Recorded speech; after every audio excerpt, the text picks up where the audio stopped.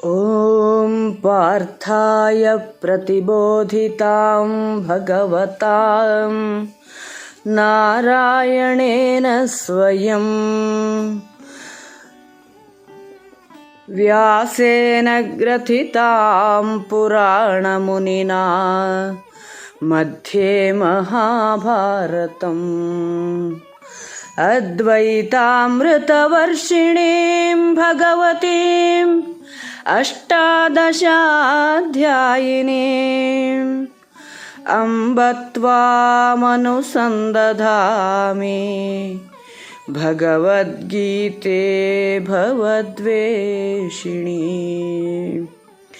नमोऽस्तु ते व्यासविशालबुद्धे पुल्लारविन्दायतपत्रनेत्र येन त्वया भारततैलपूर्णः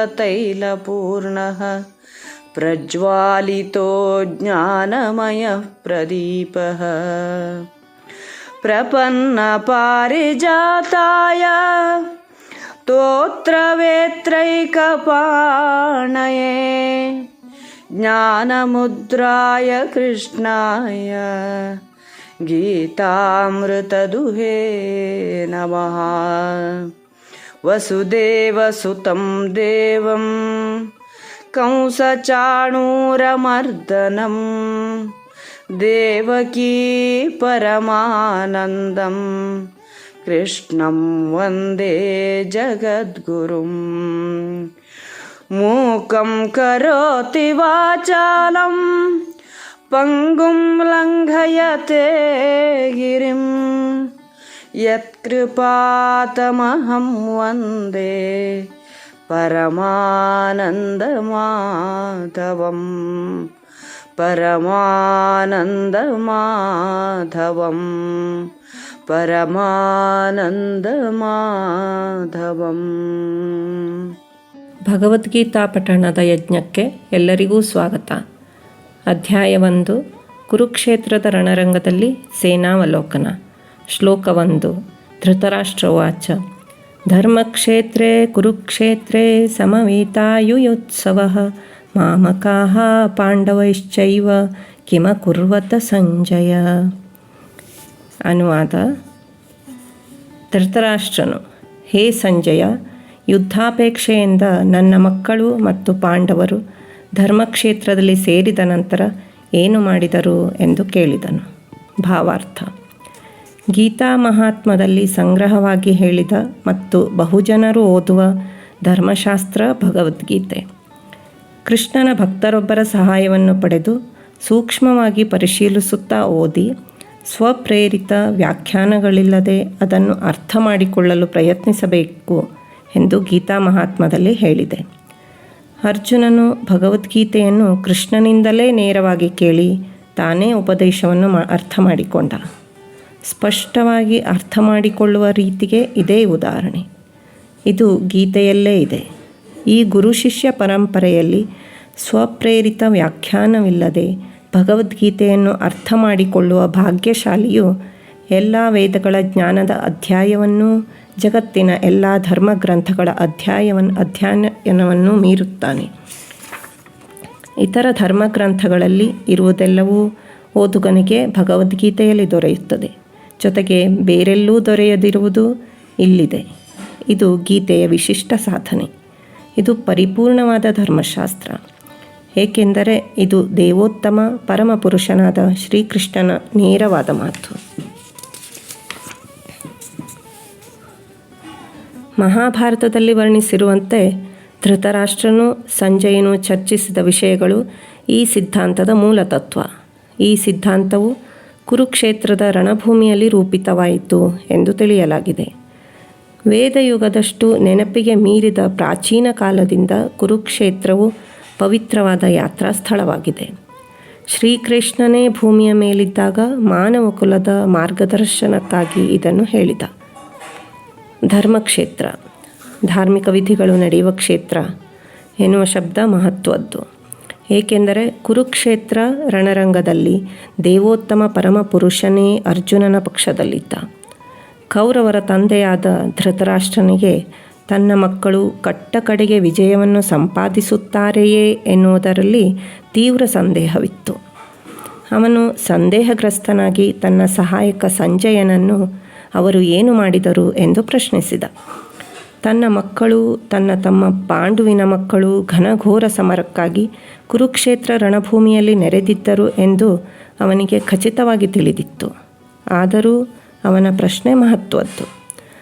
ಅಣ್ಣ ತಮ್ಮಂದಿರ ಮಕ್ಕಳ ನಡುವೆ ರಾಜಿಯಾಗುವುದು ಅವನಿಗೆ ಇಷ್ಟವಿರಲಿಲ್ಲ. ಅವನು ರಣರಂಗದಲ್ಲಿ ತನ್ನ ಮಕ್ಕಳ ಅದೃಷ್ಟದ ಬಗ್ಗೆ ಖಚಿತವಾಗಿ ತಿಳಿಯಲು ಬಯಸಿದ್ದ. ವೇದಗಳಲ್ಲಿ ಕುರುಕ್ಷೇತ್ರವನ್ನು ಪವಿತ್ರ ಪೂಜಾಸ್ಥಳ, ಸ್ವರ್ಗದ ನಿವಾಸಿಗಳಿಗೂ ಪೂಜಾಸ್ಥಳ ಎಂದು ಹೆಸರಿಸಿದೆ. ಇಂತಹ ಸ್ಥಳವನ್ನು ಯುದ್ಧಕ್ಕಾಗಿ ಆರಿಸುವುದರಿಂದ ಈ ಪವಿತ್ರ ಕ್ಷೇತ್ರವು ಯುದ್ಧದ ಫಲಿತಾಂಶದ ಮೇಲೆ ಯಾವ ಪ್ರಭಾವವನ್ನು ಬೀರುವುದೋ ಎಂದು ಧೃತರಾಷ್ಟ್ರನಿಗೆ ಬಹಳ ಭಯವಿತ್ತು. ಅರ್ಜುನನು ಪಾಂಡುವಿನ ಇತರ ಮಕ್ಕಳು ಸ್ವಭಾವತಃ ಧರ್ಮಿಷ್ಠರಾದುದರಿಂದ ಪವಿತ್ರ ಕ್ಷೇತ್ರದ ಪ್ರಭಾವವು ಪ್ರಬಲವಾಗಿ ಅವರ ಪರವಾಗಿರುತ್ತದೆ ಎಂದು ಆತನಿಗೆ ತಿಳಿದಿತ್ತು. ಸಂಜಯನು ವ್ಯಾಸರ ಶಿಷ್ಯ. ಅವರ ಕೃಪೆಯಿಂದ ಆತನು ಧೃತರಾಷ್ಟ್ರನ ಮಂದಿರದಲ್ಲಿದ್ದಂತೆಯೇ ಕುರುಕ್ಷೇತ್ರ ಯುದ್ಧವನ್ನು ಕಾಣಲು ಸಮರ್ಥನಾದ. ಆದುದರಿಂದ ಧೃತರಾಷ್ಟ್ರನು ಯುದ್ಧ ಭೂಮಿಯಲ್ಲಿ ಏನಾಗುತ್ತಿದೆ ಎಂದು ಕೇಳಿದ. ಪಾಂಡವರು ಧೃತರಾಷ್ಟ್ರನ ಮಕ್ಕಳು ಒಂದೇ ಕುಟುಂಬದವರು. ಧೃತರಾಷ್ಟ್ರನ ಆಂತರ್ಯವು ಇಲ್ಲಿ ಬಯಲಾಗುತ್ತದೆ. ಉದ್ದೇಶಪೂರ್ವಕವಾಗಿ ತನ್ನ ಮಕ್ಕಳನ್ನು ಕುರುವಂಶದವರೆಂದು ಹೆಸರಿಸಿ ಪಾಂಡವರನ್ನು ಕುಟುಂಬದ ಪಿತ್ರಾರ್ಜಿತದಿಂದ ದೂರವಿರಿಸಿದ. ಪಾಂಡುವಿನ ಮಕ್ಕಳ ವಿಷಯದಲ್ಲಿ ಧೃತರಾಷ್ಟ್ರನ ಖಚಿತವಾದ ನಿಲುವನ್ನು ಇದರಿಂದ ತಿಳಿಯಬಹುದು. ಧರ್ಮದ ಜನಕನೆನಿಸಿರುವ ಶ್ರೀಕೃಷ್ಣನೇ ಉಪಸ್ಥಿತನಾಗಿದ್ದ ಕುರುಕ್ಷೇತ್ರ ಒಂದು ಧರ್ಮಕ್ಷೇತ್ರವಾಗಿತ್ತು. ಅಲ್ಲಿ ಭತ್ತದ ಗದ್ದೆಯಲ್ಲಿ ಕಳೆಯನ್ನು ಕಿತ್ತೆಸೆಯುವ ಹಾಗೆ ದುರ್ಯೋಧನನಂತಹ ಅನಗತ್ಯವಾದ ಸಸ್ಯಗಳನ್ನು ಪ್ರಭು ಕಿತ್ತೆಸೆಯುತ್ತಾನೆ. ಅಲ್ಲದೆ ಯುಧಿಷ್ಠಿರನಂತಹ ನಾಯಕರನ್ನುಳ್ಳ ಧರ್ಮಿಷ್ಠರನ್ನು ಮತ್ತೆ ಪ್ರತಿಷ್ಠಾಪನೆ ಮಾಡುತ್ತಾನೆ. ಈ ನಿರೀಕ್ಷೆ ಪ್ರಸ್ತುತ ವಿಷಯಗಳ ಆರಂಭದಿಂದಲೇ ಇದೆ. ಐತಿಹಾಸಿಕ ಮತ್ತು ವೈದಿಕ ಪ್ರಾಮುಖ್ಯದ ಜೊತೆಗೆ ಧರ್ಮಕ್ಷೇತ್ರ, ಕುರುಕ್ಷೇತ್ರ ಎಂಬ ಶಬ್ದಗಳಿಗೆ ಈ ಮಹತ್ವವೂ ಇದೆ. ಧನ್ಯವಾದ. ಶ್ರೀಮದ್ ಭಗವದ್ಗೀತೆ ಮೊದಲನೇ ಅಧ್ಯಾಯ ಅರ್ಜುನ ವಿಷಾದ ಯೋಗ. ಶ್ಲೋಕ 2. ಸಂಜಯ ಉವಾಚ ದೃಷ್ಟ್ವಾ ತು ಪಾಂಡವಾನೀಕಂ ವ್ಯೂಢಂ ದುರ್ಯೋಧನಸ್ತದಾ ಆಚಾರ್ಯಮುಪಸಂಗಮ್ಯ ರಾಜಾ ವಚನಮಬ್ರವೀತ್. ಸಂಜಯನು ಹೇಳಿದನು, ಯುದ್ಧಾರಂಭದಲ್ಲಿ ರಾಜನಾದ ದುರ್ಯೋಧನನು ವ್ಯೂಹಾಕಾರವಾಗಿ ನಿಲ್ಲಿಸಲಾದ ಪಾಂಡವರ ಸೈನ್ಯವನ್ನು ನೋಡಿ ದ್ರೋಣಾಚಾರ್ಯರ ಬಳಿಗೆ ಹೋಗಿ ಈ ಮಾತನ್ನು ಹೇಳುತ್ತಾನೆ. ಶ್ರೀ ಗುರುಭ್ಯೋ ನಮಃ. ಶ್ರೀಮದ್ ಭಗವದ್ಗೀತಾ ಪ್ರಥಮ ಅಧ್ಯಾಯ 3ನೇ ಶ್ಲೋಕ. ಪಶ್ಯೇತಾಂ ಪಾಂಡುಪುತ್ರಾಣಾಮಾಚಾರ್ಯ ಮಹತೀಂ ಚಮೂಂ ವ್ಯೂಢಾಂ ದ್ರುಪದಪುತ್ರೇಣ ತವ ಶಿಷ್ಯೇಣ ಧೀಮತಾ. ಅರ್ಥ: ಹೇ ಆಚಾರ್ಯರೇ, ತಮ್ಮ ಬುದ್ಧಿವಂತನಾದ ಶಿಷ್ಯ ದ್ರುಪದ ಪುತ್ರ ದೃಷ್ಟದ್ಯುಮ್ನನಿಂದ ವ್ಯೂಹಾಕಾರವಾಗಿ ನಿಲ್ಲಿಸಲಾದ ಪಾಂಡುಪುತ್ರರ ಈ ಬಹಳ ದೊಡ್ಡ ಸೈನ್ಯವನ್ನು ನೋಡಿರಿ ಅಂತ ಸಂಜಯನು ಹೇಳುತ್ತಾನೆ. ಶ್ರೀಕೃಷ್ಣ ಪರಬ್ರಹ್ಮಣೇ ನಮಃ. ಭಗವದ್ಗೀತೆ ಪ್ರಥಮ ಅಧ್ಯಾಯ 4ನೇ ಶ್ಲೋಕ. ಅತ್ರ ಶೂರಾ ಮಹೇಶ್ವಾಸಾ ಭೀಮಾರ್ಜುನ ಸಮಾಯುಧಿ ಯುಯುಧಾನೋ ವಿರಾಟಶ್ಚ ದ್ರುಪದಶ್ಚ ಮಹಾರಥಃ. ಅರ್ಥ: ಪಾಂಡವ ಸೇನೆಯ ಮಧ್ಯದಲ್ಲಿ ದೊಡ್ಡ ಬಿಲ್ಲುಗಾರರು, ಭೀಮಾರ್ಜುನಿಗೆ ಸಮಾನರು, ಶೂರರು ಆದ ಯುಯುಧಾನ, ವಿರಾಟರಾಜ, ದ್ರುಪದ ಎಂಬ ಮಹಾರಥಿಗಳು ಇದ್ದಾರೆ. ಶ್ರೀ ಗುರುಭ್ಯೋ ನಮಃ. ಶ್ರೀಮದ್ ಭಗವದ್ಗೀತಾ ಅರ್ಜುನ ವಿಷಾದಯೋಗೋ ನಾಮ ಪ್ರಥಮೋಧ್ಯಾಯಃ. ಶ್ಲೋಕ 5. ದೃಷ್ಟಕೇತುಶ್ಚೇಕಿತಾನಃ ಕಾಶೀರಾಜಶ್ಚ ವೀರ್ಯವಾನ್ ಪುರುಜಿತ್ ಕುಂತಿಭೋಜಶ್ಚ ಶೈಬ್ಯಶ್ಚ ನರಪುಂಗವಃ. ಶ್ರೀಮದ್ ಭಗವದ್ಗೀತೆಯಲ್ಲಿ ಪರಮಾತ್ಮನೇ ಹೇಳಿದಂತೆ ವಿಷಾದವೂ ಕೂಡ ಒಂದು ರೀತಿಯಲ್ಲಿ ಯೋಗವೇ ಎಂದು ಸೂಚ್ಯವಾಗಿ ತಿಳಿಸಿಕೊಡುವ ಈ ಅಧ್ಯಾಯದ 5ನೇ ಶ್ಲೋಕದ ಭಾವಾರ್ಥ. ದೃಷ್ಟಕೇತು, ಚೇಕಿತಾನ, ವೀರವಂತನಾದ ಕಾಶಿರಾಜ, ಪುರುಜಿತ್ತು, ಕುಂತಿಭೋಜ ಮತ್ತು ನರಶ್ರೇಷ್ಠನಾದ ಶೈಬ್ಯನೂ ಕೂಡ ಪಾಂಡವರ ಸೈನ್ಯದಲ್ಲಿದ್ದಾರೆಂದು ದುರ್ಯೋಧನನು ಹೇಳುತ್ತಿದ್ದಾನೆಂದು ಸಂಜಯನು ಧೃತರಾಷ್ಟ್ರನಿಗೆ ಹೇಳಿದನು. ಶ್ರೀಕೃಷ್ಣಾರ್ಪಣಮಸ್ತು. ಯುಧಾಮನುಶ್ಚ ವಿಕ್ರಾಂತ ಉತ್ತಮೌಜಾಶ್ಚ ವೀರ್ಯವಾನ್ ಸೌಭದ್ರೋ ದ್ರೌಪದೇಯಶ್ಚ ಸರ್ವ ಏವ ಮಹಾರಥ. ಬಲಶಾಲಿ ಯುಧಾಮನ್ಯು, ಬಹುಶಕ್ತಿವಂತನಾದ ಉತ್ತಮೌಜ, ಸೌಭದ್ರೆಯ ಮಗ, ದ್ರೌಪದಿಯ ಮಕ್ಕಳು ಇವರೆಲ್ಲ ಇದ್ದಾರೆ. ಇವರೆಲ್ಲ ಮಹಾರಥರು. ಶ್ರೀ ಗುರುಭ್ಯೋ ನಮಃ. ಭಗವದ್ಗೀತೆ ಪ್ರಥಮ ಅಧ್ಯಾಯದ 7ನೇ ಶ್ಲೋಕ. ಅಸ್ಮಾಕಂ ತು ವಿಶಿಷ್ಟಾಯೇ ತನ್ನಿಬೋಧ ದ್ವಿಜೋತ್ತಮ ನಾಯಕಾ ಮಮ ಸೈನ್ಯಸ್ಯ ಸಂಜ್ಞಾರ್ಥಂ ತಾಮ್ರಮೀಮಿತೆ. ಅರ್ಥ: ಓ ಅತ್ಯುತ್ತಮ ಬ್ರಾಹ್ಮಣರೇ, ನಮ್ಮ ಕಡೆಯ ಪ್ರಧಾನ ಸೇನಾಪತಿಗಳ ಬಗ್ಗೆಯೂ ಕೇಳಿರಿ. ಅವರು ವಿಶೇಷವಾಗಿ ಮುನ್ನಡೆಸಲು ಅರ್ಹರಾಗಿದ್ದಾರೆ. ಇವುಗಳನ್ನು ನಾನು ಈಗ ನಿಮಗೆ ವಿವರಿಸುತ್ತೇನೆ ಎಂದು ದುರ್ಯೋಧನನು ದ್ರೋಣಾಚಾರ್ಯರಿಗೆ ಹೇಳಿದನು. ಓಂ ಶ್ರೀ ಪರಮಾತ್ಮನೇ ನಮಃ. ಭವಾನ್ ಭೀಷ್ಮಶ್ಚ ಕರ್ಣಶ್ಚ ಕೃಪಶ್ಚ ಸಮಿತಿಂಜಯಃ ಅಶ್ವತ್ಥಾಮ ವಿಕರ್ಣಶ್ಚ ಸೌಮದತ್ತಿಸ್ತಥೈವ ಚ. ದ್ರೋಣಾಚಾರ್ಯರಾದ ತಾವು ಮತ್ತು ಪಿತಾಮಹ ಭೀಷ್ಮರು, ಕರ್ಣ ಹಾಗೂ ಸಂಗ್ರಾಮ ವಿಜಯಿ ಕೃಪಾಚಾರ್ಯರು, ಅಶ್ವತ್ಥಾಮ, ವಿಕರ್ಣ ಮತ್ತು ಸೋಮದತ್ತನ ಪುತ್ರನಾದ ಭೂರಿಶ್ರವ ಇವರೆಲ್ಲ ತಮ್ಮ ಸೈನ್ಯದಲ್ಲಿದ್ದಾರೆ ಎಂದು ದುರ್ಯೋಧನನು ದ್ರೋಣರಿಗೆ ತಿಳಿಸುತ್ತಾನೆ ಅಂತ ಸಂಜಯನು ಧೃತರಾಷ್ಟ್ರನಿಗೆ ವಿವರಣೆ ಕೊಡ್ತಾ ಇದ್ದಾನೆ. ಓಂ ಗಂ ಗಣಪತಿಯೇ ನಮಃ. ಓಂ ಶ್ರೀ ಗುರುಭ್ಯೋ ನಮಃ. ಓಂ ಶ್ರೀ ಕುಲದೇವತಾಭ್ಯೋ ನಮಃ. ಭಗವದ್ಗೀತೆ ಅಧ್ಯಾಯ 1 ಶ್ಲೋಕ 9. ಅನ್ಯೇ ಚ ಬಹವಃ ಶೂರಾ ಮದರ್ತೆ ತ್ಯಕ್ತ ಜೀವಿತಾಃ ನಾನಾ ಶಸ್ತ್ರ ಪ್ರಹರಣಾಃ ಸರ್ವೇ ಯುದ್ಧ ವಿಶಾರದಾಃ. ಅನುವಾದ: ನನಗಾಗಿ ಪ್ರಾಣವನ್ನೇ ಕೊಡಲು ಸಿದ್ಧರಾಗಿರುವ ಇನ್ನೂ ಅನೇಕ ಮಂದಿ ವೀರರಿದ್ದಾರೆ. ಅವರೆಲ್ಲ ವಿವಿಧ ಅಸ್ತ್ರಶಸ್ತ್ರಗಳನ್ನು ಹೊಂದಿರುವವರು, ಎಲ್ಲರೂ ಯುದ್ಧ ವಿಶಾರದರು. ಭಾವಾರ್ಥ: ಜಯದ್ರಥ, ಕೃತವರ್ಮ ಮತ್ತು ಶಲ್ಯರಂಥವರ ವಿಷಯ ಹೇಳುವುದಾದರೆ ಅವರೆಲ್ಲ ದುರ್ಯೋಧನನಿಗಾಗಿ ತಮ್ಮ ಪ್ರಾಣವನ್ನೇ ಅರ್ಪಿಸಲು ಸಂಕಲ್ಪ ಮಾಡಿದ್ದಾರೆ. ಇದನ್ನೇ ಬೇರೆ ಮಾತುಗಳಲ್ಲಿ ಹೇಳುವುದಾದರೆ ಪಾಪ ಮಾಡಿರುವ ದುರ್ಯೋಧನನ ಪಕ್ಷವನ್ನು ಸೇರಿರುವುದರಿಂದ ಅವರೆಲ್ಲ ಕುರುಕ್ಷೇತ್ರದ ಯುದ್ಧದಲ್ಲಿ ಸಾಯಬೇಕೆಂದು ಆಗಲೇ ನಿರ್ಧಾರವಾಗಿ ಹೋಗಿದೆ.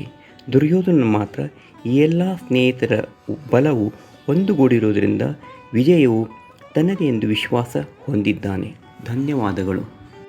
ಪಾರ್ಥಾಯ ಪ್ರತಿಬೋಧಿತಾಂ ಭಗವತಾಂ ನಾರಾಯಣೇನ ಸ್ವಯಂ ವ್ಯಾಸೇನ ಗ್ರಥಿತಂ ಪುರಾಣಮುನಿನಾಂ ಮಧ್ಯೆ ಮಹಾಭಾರತಂ ಅದ್ವೈತಾಮೃತವರ್ಷಿಣೀಂ ಭಗವತೀಂ ಅಷ್ಟಾದಶಾಧ್ಯಾಯಿನೀಂ ಅಂಬ ತ್ವಾಂ ಅನುಸಂಧಾಮಿ ಭಗವದ್ಗೀತೆ ಭವದ್ವೇಷಿಣೀ.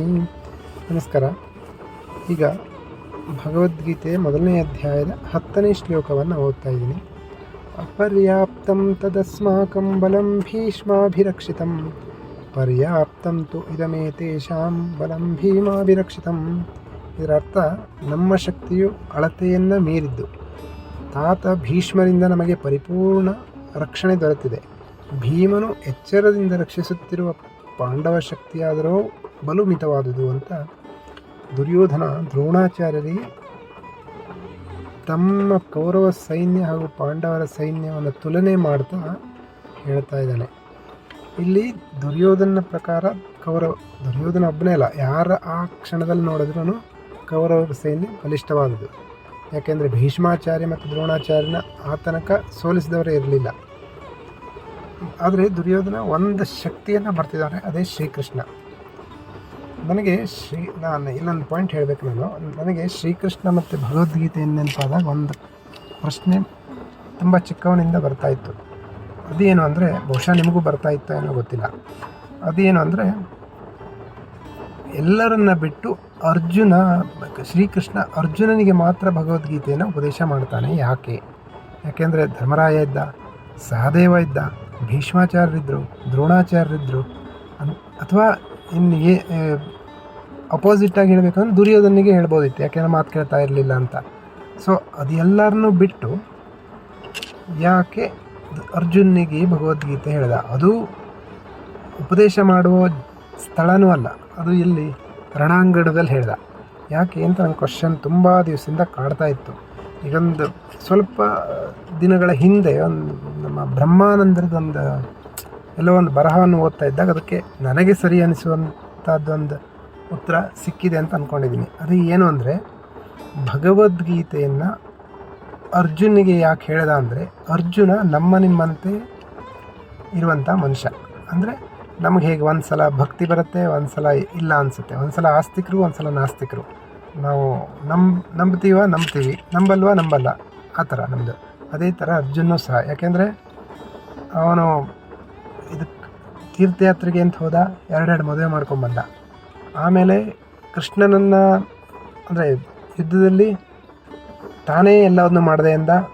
ಒಂದು ಸ್ವಲ್ಪ ಹೊತ್ತಿಗೆ ಮತ್ತೆ ಇಲ್ಲ ಕೃಷ್ಣ, ಒಂದು ಕ್ಷಣ ಬಿಟ್ಟು ಇಲ್ಲ ಕೃಷ್ಣ ಬಿಟ್ಟು ನಿನ್ನ ಬಿಟ್ಟು ಏನೂ ಆಗಲ್ಲ ಅಂತಂತ. ಅಂದರೆ ಸ್ಥಿರತೆ ಇರಲಿಲ್ಲ ಅವನಲ್ಲೂ. ಸೊ ಹಾಗಾಗಿ ಅವನು ಪಕ್ಕ ನಿಮ್ಮಂತೆ ಮನುಷ್ಯ. ಸೊ ಅಂದರೆ ಇಲ್ಲಿ ಏನಕ್ಕೆ ಹೇಳ್ತಾ ಇದ್ದೀನಿ ಅಂದರೆ, ಭಗವದ್ಗೀತೆ ಎಲ್ಲರಿಗಿಂತ ಹೆಚ್ಚಾಗಿ ನಿಮಗೆ ಬೇಕು. ವಯಸ್ಸಾದ್ಮೇಲೆ ಬೇಕು ಅಂತಲ್ಲ, ಎಲ್ಲರಿಗೂ ಬೇಕು. ಅಥವಾ ಯೌವನದಲ್ಲೇ ಭಗವದ್ಗೀತೆ ಹೆಚ್ಚು ಅವಶ್ಯಕತೆ ಇದೆ ಅಂತ ಹೇಳೋಣ ಅಂತ ಅನಿಸ್ತು ಅಷ್ಟೇ. ಥ್ಯಾಂಕ್ ಯು, ಧನ್ಯವಾದಗಳು. ಶ್ರೀ ಗುರುಭ್ಯೋ ನಮಃ. ಓಂ ಪಾರ್ಥಾಯ ಪ್ರತಿಬೋಧಿತಾಂ ಭಗವತಾಂ ನಾರಾಯಣೇನ ಸ್ವಯಂ ವ್ಯಾಸೇನ ಗ್ರಥಿತಾಂ ಪುರಾಣಮುನಿನಾ ಮಧ್ಯೆ ಮಹಾಭಾರತಂ ಅದ್ವೈತಾಮೃತವರ್ಷಿಣೀಂ ಭಗವತೀಂ ಅಷ್ಟಾದಶಾಧ್ಯಾಯಿನೀಂ ಅಂಬ ತ್ವಾಮನುಸಂದಧಾಮಿ ಭಗವದ್ಗೀತೆ ಭವದ್ವೇಷಿಣೀಂ ಭಗವದ್ಗೀತೆ ಭವದ್ವೇಷಿಣೀಂ ಭಗವದ್ಗೀತೆ ಭವದ್ವೇಷಿಣೀಂ. ಅಥ ಅರ್ಜುನ ವಿಷಾದಯೋಗೋ ನಾಮ ಪ್ರಥಮೋऽಧ್ಯಾಯಃ. ಅಥ ಏಕಾದಶ ಶ್ಲೋಕಃ. ಅಯನೇಷು ಚ ಸರ್ವೇಷು ಯಥಾ ಭಾಗಮವಸ್ಥಿತಾಃ ಭೀಷ್ಮಮೇವಾಭಿರಕ್ಷन्तು ಭವಂತಃ ಸರ್ವ ಏವ ಹಿ. ಭಾವಾರ್ಥ: ಎಲ್ಲ ವ್ಯೂಹದ್ವಾರಗಳ ನಿಮ್ಮ ಜಾಗಗಳಲ್ಲಿ ಸ್ಥಿರವಾಗಿರುತ್ತಾ ನೀವೆಲ್ಲರೂ ನಿಸ್ಸಂದೇಹರಾಗಿ ಭೀಷ್ಮ ಪಿತಾಮಹರನ್ನು ಎಲ್ಲ ಕಡೆಯಿಂದಲೂ ರಕ್ಷಿಸಿರಿ ಎನ್ನುವುದಾಗಿ ಸೇನಾ ಸನ್ನದ್ಧರಾಗಿರುವಂತೆ ತನ್ನ ಸೇನಾ ನಾಯಕರಿಗೆ ದುರ್ಯೋಧನ ಹೇಳುತ್ತಿರುವಂತಹ ಸಂದರ್ಭದಲ್ಲಿ ಉಲ್ಲೇಖಿತವಾದಂತಹ ಶ್ಲೋಕ. ಮಹಾಭಾರತದ 18 ಪರ್ವಗಳು, 18 ಪರ್ವಗಳಲ್ಲಿ 18 ಅಧ್ಯಾಯಗಳನ್ನು ಒಳಗೊಂಡಂತಹ ಈ ಭಗವದ್ಗೀತೆ ಭೀಷ್ಮ ಪರ್ವದಲ್ಲಿ ದುಷ್ಟ ಶಿಕ್ಷಣ ಶಿಷ್ಟ ರಕ್ಷಣ ಎನ್ನುವಂತಹ ಅಭಿಯಾನವನ್ನು ಹೊತ್ತಂತಹ ಶ್ರೀಕೃಷ್ಣನಿಂದ ಬೋಧಿಸಲ್ಪಟ್ಟಿದ್ದು. ಈ ಮಹಾಭಾರತ ಯುದ್ಧ ಎನ್ನುವುದು ದ್ರೌಪದಿಯ ವಸ್ತ್ರಾಪಹರಣ ಸಂದರ್ಭದಲ್ಲಿಯೇ ನಿಶ್ಚಿತವಾದದ್ದು ಎನ್ನುವುದಕ್ಕೆ ಅನೇಕ ಪುರಾವೆಗಳು ಸಿಗುತ್ತವೆ.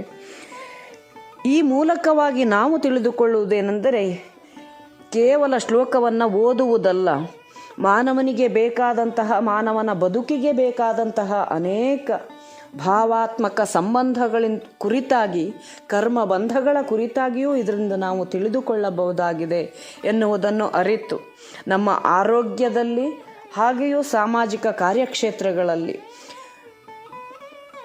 ಶ್ರೇಷ್ಠತೆಯನ್ನು ಅಥವಾ ನಾವು ಸಾಧಿಸಬೇಕಾದ ಗುರಿಯನ್ನು ತಲುಪುವಲ್ಲಿ ಇದು ಸಹಾಯಕವಾಗುತ್ತದೆ ಎನ್ನುವಂತಹ ಆಶಯದಿಂದ ಗೆಳೆಯ ಸಂತೋಷ್ ಉಪಾಧ್ಯಾಯ ಹೀಗೊಂದು ಜಪಯಜ್ಞವನ್ನು ಪ್ರಾರಂಭಿಸುವಲ್ಲಿ ಉದ್ಯುಕ್ತನಾಗಿದ್ದಾನೆ. ಅದಕ್ಕೆ ಗೆಳತಿಯರೆಲ್ಲರೂ ಭಾಗವಹಿಸುತ್ತಿದ್ದೇವೆ ಎನ್ನುವುದು ಅತ್ಯಂತ ಸಂತೋಷದ ವಿಚಾರ. ಇನ್ನೊಮ್ಮೆ ಎಲ್ಲರಿಗೂ ಧನ್ಯವಾದಗಳನ್ನು ಅರ್ಪಿಸುತ್ತಾ ಶ್ರೀಕೃಷ್ಣಾರ್ಪಣಮಸ್ತು.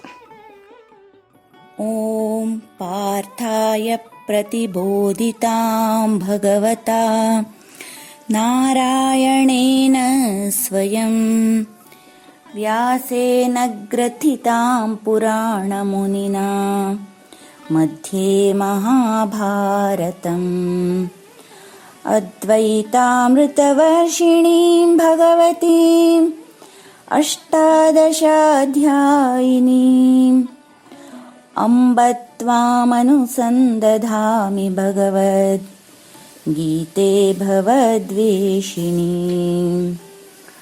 ಓಂ ಶ್ರೀ ಪರಮಾತ್ಮನೇ ನಮಃ. ಅಥ ಶ್ರೀಮದ್ಭಗವದ್ಗೀತಾ ಪ್ರಥಮೋಧ್ಯಾಯಃ ಅರ್ಜುನ ವಿಷಾದಯೋಗಃ.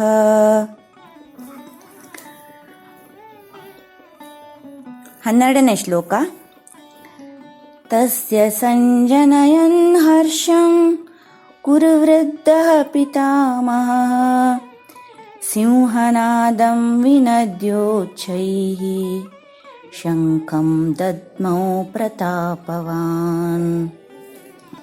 ಅರ್ಥ: ಕೌರವರಲ್ಲಿ ವೃದ್ಧರಾದ ಪ್ರತಾಪಶಾಲಿಗಳಾದ ಪಿತಾಮಹ ಭೀಷ್ಮರು ದುರ್ಯೋಧನನ ಹೃದಯದಲ್ಲಿ ಹರ್ಷವನ್ನುಂಟು ಮಾಡುತ್ತಾ ಉಚ್ಚಸ್ವರದಿಂದ ಸಿಂಹನಾದವನ್ನು ಮಾಡಿ ಶಂಖವನ್ನು ಊದಿದರು. ಗೀತೆಯ ಶ್ರವಣದಿಂದ, ಗಂಗಾಪಾನದಿಂದ, ಗಾಯತ್ರಿ ಮಂತ್ರ ಪಠಣದಿಂದ, ಗೋವಿಂದ ನಾಮ ಸ್ಮರಣೆಯಿಂದ, ಹೀಗೆ 4 ಗಕಾರಗಳಿಂದ ಮಾನವನಿಗೆ ಶ್ರೇಯಸ್ಸು ದೊರೆಯುತ್ತದೆ ಎಂದು ಪ್ರಾಜ್ಞರು ಹೇಳುತ್ತಾರೆ. ಅಂತಹ ಗೀತಾಯಜ್ಞವನ್ನು ಇಲ್ಲಿ ಪ್ರಾರಂಭಿಸಿದ ಗೆಳೆಯ ಸಂತೋಷನಿಗೂ ಈ ಗೀತಾಯಜ್ಞದಲ್ಲಿ ಪಾಲ್ಗೊಳ್ಳುತ್ತಿರುವ ತಮಗೆಲ್ಲ ಧನ್ಯವಾದಗಳು. ಶ್ರೀ ಕೃಷ್ಣಾರ್ಪಣಮಸ್ತು. ಸನ್ಮಿತ್ರರಿಗೆ ಶುಭೋದಯ, ಶುಭ ದಿನ. ಭಗವದ್ಗೀತೆಯ 13ನೇ ಶ್ಲೋಕ, ಅಧ್ಯಾಯ 1. ತತಃ ಶಂಕಾಶ್ಚ ವೀರ್ಯಶ್ಚ ಪಣವಾನಕ ಗೋಮುಖಾಃ ಸಹಸೈವಾಭ್ಯಹನ್ಯಂತ ಸಶಬ್ದಸ್ತುಮುಲೋಭವತ್. ಸಂಜಯ ಎಕ್ಸ್ಪ್ಲೇನ್ ಮಾಡ್ತಾ ಇರ್ತಾರೆ. ಅನಂತರ ಶಂಖಗಳು, ನಗಾರಿಗಳು, ಮೃದಂಗ ಡೋಲುಗಳು, ಕಹಳೆ ಮೊದಲಾದ ವಾದ್ಯಗಳು ಒಟ್ಟಿಗೆ ಮೊಳಗಿದವು. ಅವುಗಳ ಶಬ್ದವು ಬಹಳ ಭಯಂಕರವಾಯಿತು. ಓಂ ಪಾರ್ಥಾಯ ಪ್ರತಿಬೋಧಿತಾಂ ಭಗವತಾ ನಾರಾಯಣೇನ ಸ್ವಯಂ ವ್ಯಾಸೇನ ಗ್ರಥಿತಾಂ ಪುರಾಣಮುನಿನಾ ಮಧ್ಯೆ ಮಹಾಭಾರತಂ ಅದ್ವೈತಾಮೃತವರ್ಷಿಣೀಂ ಭಗವತೀಂ ಅಷ್ಟಾದಶಾಧ್ಯಾಯಿನೀಂ ಅಂಬ ತ್ವಾಮನುಸಂದಧಾಮಿ ಭಗವದ್ಗೀತೆ ಭವದ್ವೇಷಿಣೀಂ. ನಮೋऽस्तु ते ವ್ಯಾಸವಿಶಾಲಬುದ್ಧೇ ಪುಲ್ಲಾರವಿಂದಾಯತಪತ್ರನೇತ್ರ ಯೇನ ತ್ವಯಾ ಭಾರತತೈಲಪೂರ್ಣಃ ಪ್ರಜ್ವಾಲಿತೋ ಜ್ಞಾನಮಯ ಪ್ರದೀಪಃ. ಪ್ರಪನ್ನಪಾರಿಜಾತಾಯ ಸ್ತೋತ್ರವೇತ್ರೈಕಪಾಣಯೇ ಜ್ಞಾನಮುದ್ರಾಯ ಕೃಷ್ಣಾಯ ಗೀತಾಮೃತದುಹೇ ನಮಃ.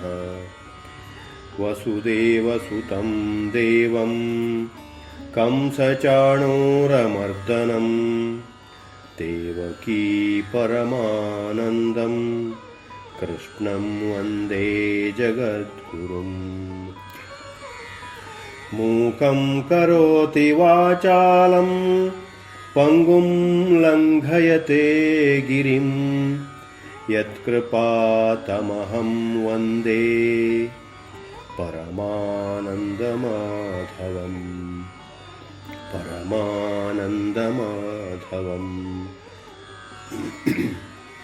ಭಗವದ್ಗೀತೆಯ 1ನೇ ಅಧ್ಯಾಯ 14ನೇ ಶ್ಲೋಕ. ತತಃ ಶ್ವೇತೈರ್ಹಯೈರ್ಯುಕ್ತ ते महति स्यन्दने स्थितौ माधवः पाण्डवश्चैव दिव्यौ शङ्खौ ಪ್ರದಧ್ಮತುಃ. ಅನುವಾದ: ಎದುರು ಪಕ್ಷದಲ್ಲಿ ಬಿಳಿಯ ಕುದುರೆಗಳನ್ನು ಕಟ್ಟಿದ ಮಹಾರಥದಲ್ಲಿ ಉಪಸ್ಥಿತರಾಗಿದ್ದ ಶ್ರೀಕೃಷ್ಣನೂ ಅರ್ಜುನನೂ ತಮ್ಮ ಅಲೌಕಿಕವಾದ ಶಂಖಗಳನ್ನು ಊದಿದರು. ಶ್ರೀಕೃಷ್ಣಾರ್ಪಣಮಸ್ತು. ಓಂ ಗುರುಭ್ಯೋ ನಮಃ. ಶ್ರೀಮದ್ಭಗವದ್ಗೀತಾ ಅಥ ಪ್ರಥಮೋऽಧ್ಯಾಯಃ. ಅರ್ಜುನ ವಿಷಾದಯೋಗಃ. ಶ್ಲೋಕ 15.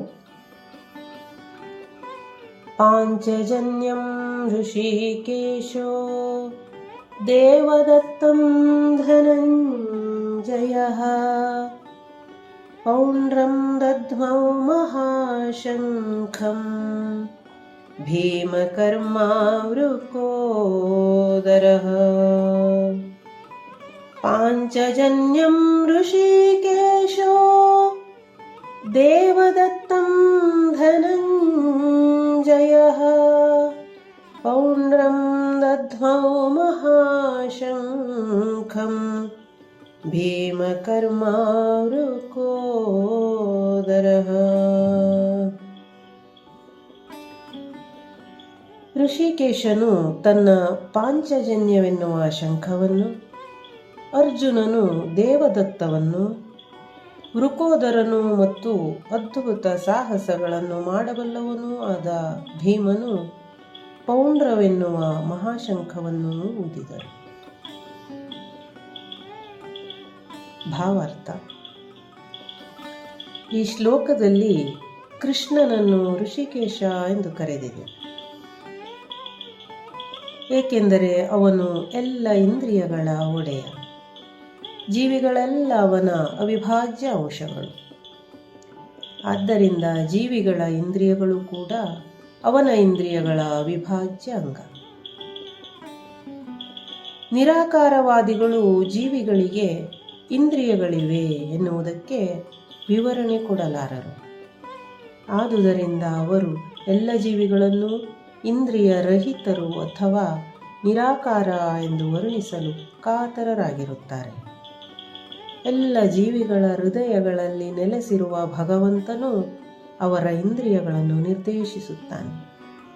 ಆದರೆ ಆಯಾ ಜೀವಿಯು ಶರಣಾಗತನಾಗಿರುವ ರೀತಿಯಲ್ಲಿ ನಿರ್ದೇಶಿಸುತ್ತಾನೆ ಮತ್ತು ಶುದ್ಧ ಭಕ್ತನ ವಿಷಯದಲ್ಲಿ ಇಂದ್ರಿಯಗಳನ್ನು ನೇರವಾಗಿ ನಿಯಂತ್ರಿಸುತ್ತಾನೆ. ಇಲ್ಲಿ ಕುರುಕ್ಷೇತ್ರದ ರಣಭೂಮಿಯಲ್ಲಿ ಭಗವಂತನು ನೇರವಾಗಿ ಅರ್ಜುನನ ಅಲೌಕಿಕ ಇಂದ್ರಿಯಗಳನ್ನು ನಿಯಂತ್ರಿಸುತ್ತಾನೆ. ಇದರಿಂದಲೇ ಅವನಿಗೆ ಋಷಿಕೇಶ ಎನ್ನುವ ನಿರ್ದಿಷ್ಟ ನಾಮ. ಭಗವಂತನಿಗೆ ಅವನ ಬೇರೆ ಬೇರೆ ಕಾರ್ಯಗಳಿಗೆ ಅನುಗುಣವಾಗಿ ಬೇರೆ ಬೇರೆ ಹೆಸರುಗಳು ಇವೆ. ಉದಾಹರಣೆಗೆ, ಅವನು ಮಧು ಎಂಬ ರಾಕ್ಷಸನನ್ನು ಕೊಂದ, ಆದುದರಿಂದ ಮಧುಸೂದನ. ಅವನು ಗೋವುಗಳಿಗೂ ಇಂದ್ರಿಯಗಳಿಗೂ ಸಂತೋಷವನ್ನು ಉಂಟು ಮಾಡುತ್ತಾನೆ, ಆದುದರಿಂದ ಗೋವಿಂದ. ವಸುದೇವನ ಮಗನಾಗಿ ಅವತರಿಸಿದ್ದರಿಂದ ವಾಸುದೇವ. ದೇವಕಿಯನ್ನು ತಾಯಿಯಾಗಿ ಸ್ವೀಕರಿಸಿದ, ಆದುದರಿಂದ ದೇವಕೀ ನಂದನ. ತನ್ನ ಬಾಲ ಲೀಲೆಗಳನ್ನು ವೃಂದಾವನದಲ್ಲಿ ಯಶೋದೆಗೆ ಅನುಗ್ರಹಿಸಿದ ಕಾರಣ ಯಶೋದಾನಂದನ. ತನ್ನ ಗೆಳೆಯ ಅರ್ಜುನನ ಸಾರಥಿಯಾದನೆಂದು ಪಾರ್ಥಸಾರಥಿ. ಕುರುಕ್ಷೇತ್ರದ ರಣರಂಗದಲ್ಲಿ ಅರ್ಜುನನಿಗೆ ಮಾರ್ಗದರ್ಶನ ಮಾಡಿದುದರಿಂದಲೇ ಋಷಿಕೇಶ. ಈ ಶ್ಲೋಕದಲ್ಲಿ ಅರ್ಜುನನನ್ನು ಧನಂಜಯ ಎಂದು ಕರೆಯಲಾಗಿದೆ. ಏಕೆಂದರೆ ಅವನ ಅಣ್ಣನು ಕೈಗೊಂಡ ಹಲವು ಯಾಗಗಳಿಗೆ ಧನವು ಅಗತ್ಯವಾದಾಗ ಅದನ್ನು ಪಡೆಯಲು ಅವನು ನೆರವಾದ. ಭೀಮನಿಗೆ ವೃಕೋದರನೆಂದು ಹೆಸರು. ಏಕೆಂದರೆ ರಾಕ್ಷಸ ಹಿಡಿಂಬನನ್ನು ಕೊಲ್ಲುವಂತಹ ಅಸಾಧಾರಣ ಸಾಹಸಗಳನ್ನು ಮಾಡಿದಂತೆಯೇ ಅವನು ಆಹಾರವನ್ನೂ ತಿನ್ನುತ್ತಿದ್ದ. ಭಗವಂತನಿಂದ ಪ್ರಾರಂಭಿಸಿ ಪಾಂಡವ ಸೈನ್ಯದ ನಾಯಕರು ಊದಿದ ಶಂಖಗಳ ನಾದವು ಯೋಧರಿಗೆ ಹುರುಪನ್ನುಂಟು ಮಾಡಿತು. ಅವರ ಎದುರು ಪಕ್ಷದಲ್ಲಿ ಇಂತಹ ಪುಣ್ಯ ಇರಲಿಲ್ಲ. ಪರಮ ನಿಯಾಮಕನಾದ ಶ್ರೀಕೃಷ್ಣನೂ ಅಲ್ಲಿರಲಿಲ್ಲ. ಭಾಗ್ಯಲಕ್ಷ್ಮಿಯೂ ಇರಲಿಲ್ಲ. ಆದುದರಿಂದ ಅವರ ಸೋಲು ನಿಶ್ಚಯವಾಗಿ ಹೋಗಿತ್ತು. ಶಂಖಗಳ ನಾದವು ಘೋಷಿಸಿದ್ದು ಇದೇ ಸಂದೇಶವನ್ನು. ಧನ್ಯವಾದಗಳು. ಶ್ರೀ ಗುರುಭ್ಯೋ ನಮಃ. ಓಂ ಪಾರ್ಥಾಯ ಪ್ರತಿಬೋಧಿತಾಂ ಭಗವತಾ ನಾರಾಯಣೇನ ಸ್ವಯಂ ವ್ಯಾಸೇನ ಗ್ರಥಿತಾಂ ಪುರಾಣಮುನಿನಾ ಮಧ್ಯೆ ಮಹಾಭಾರತಂ ಅದ್ವೈತಾಮೃತವರ್ಷಿಣೀಂ ಭಗವತೀಂ ಅಷ್ಟಾದಶಾಧ್ಯಾಯಿನೀಂ ಅಂಬ ತ್ವಾಮನುಸಂದಧಾಮಿ ಭಗವದ್ಗೀತೆ ಭವದ್ವೇಷಿಣಿ. ನಮೋऽस्तु ते व्यासविशालबुद्धे पुल्लारविन्दायतपत्रनेत्र येन त्वया भारततैलपूर्णः प्रज्वालितो ज्ञानमयप्रदीपः प्रपन्नपारिजाताय स्तोत्रवेत्रैकपाणये ज्ञानमुद्राय कृष्णाय गीतामृतदुहे नमः. वसुदेवसुतं देवं कंसचाणूरमर्दनं देवकी परमानन्दं कृष्णं वन्दे जगद्गुरुं. मूकं करोति वाचालं पङ्गुं लङ्घयते गिरिं यत्कृपातमहं वन्दे परमानन्दमाधवं. परमानन्दमाधवम्. ॐ परमात्मने नमः. अर्जुनविषादयोगो नाम प्रथमोऽध्यायः. ಶ್ಲೋಕ 16. ಅನಂತವಿಜಯಂ ರಾಜಾ ಕುಂತೀಪುತ್ರೋ ಯುಧಿಷ್ಠಿರಃ ನಕುಲಃ ಸಹದೇವಶ್ಚ ಸುಘೋಷಮಣಿಪುಷ್ಪಕೌ. ಕುಂತಿಯ ಪುತ್ರ ರಾಜ ಯುಧಿಷ್ಠಿರನು ಅನಂತ ವಿಜಯ ಎಂಬ ಹೆಸರಿನ ಮತ್ತು ನಕುಲ ಹಾಗೂ ಸಹದೇವರು ಸುಘೋಷ ಮತ್ತು ಮಣಿಪುಷ್ಪಕ ಎಂಬಂತಹ ಶಂಖವನ್ನು ಊದಿದರು. ಓಂ ತತ್ಸದಿತಿ ಶ್ರೀಮದ್ಭಗವದ್ಗೀತಾಸೂಪನಿಷತ್ಸು ಬ್ರಹ್ಮವಿದ್ಯಾಯಾಂ ಯೋಗಶಾಸ್ತ್ರೇ ಶ್ರೀಕೃಷ್ಣಾರ್ಜುನ ಸಂವಾದೇ ಅರ್ಜುನ ವಿಷಾದಯೋಗೋ ನಾಮ ಪ್ರಥಮೋಧ್ಯಾಯಃ. ಶ್ರೀಕೃಷ್ಣಾರ್ಪಣ. ಗುರುಭ್ಯೋ ನಮಃ. ನಮ್ಮ ಈ ಒಂದು ಬಳಗದಲ್ಲಿ ಭಗವದ್ಗೀತೆಯ ಯಜ್ಞ ಒಂದೊಂದು ಶ್ಲೋಕ ಮತ್ತು ಅದರ ಅರ್ಥವನ್ನು ಹೇಳುವಂತಹ ಒಂದು ಸಂಧಿ ನಮಗೂ ಇಲ್ಲಿ ಲಾಭವಾಗಿದೆ.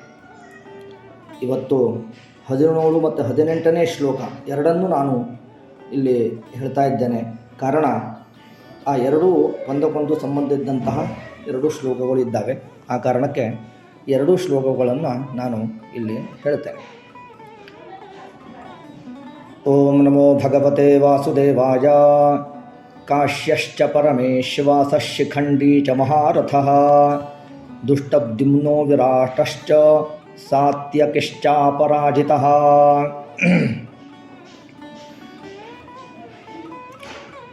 ದ್ರುಪದೋ ದ್ರೌಪದೇಯಾಶ್ಚ ಸರ್ವಶಃ ಪೃಥಿವೀಪತೆ ಸೌಭದ್ರಶ್ಚ ಮಹಾಬಾಹುಃ ಶಂಖಾನ್ ದಧ್ಮುಃ ಪೃಥಕ್ ಪೃಥಕ್. ಶ್ರೇಷ್ಠವಾದಂಥ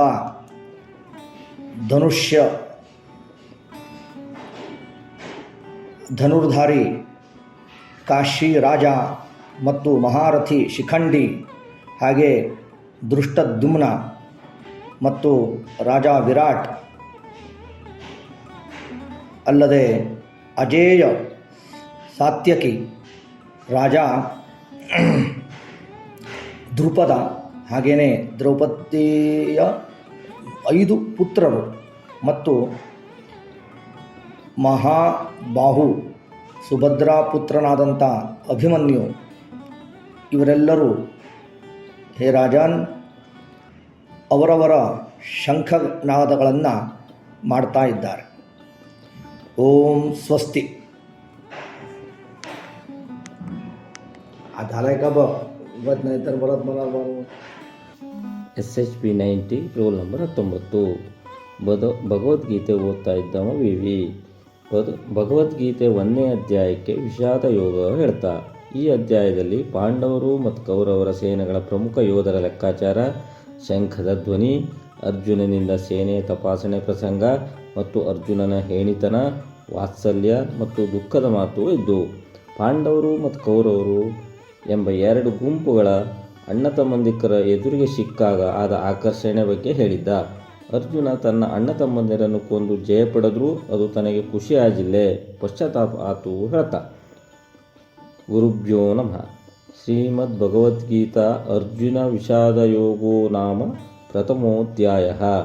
ಸಂಜಯ ಹೇಳಿದ್ದು 19ನೇ ಶ್ಲೋಕ.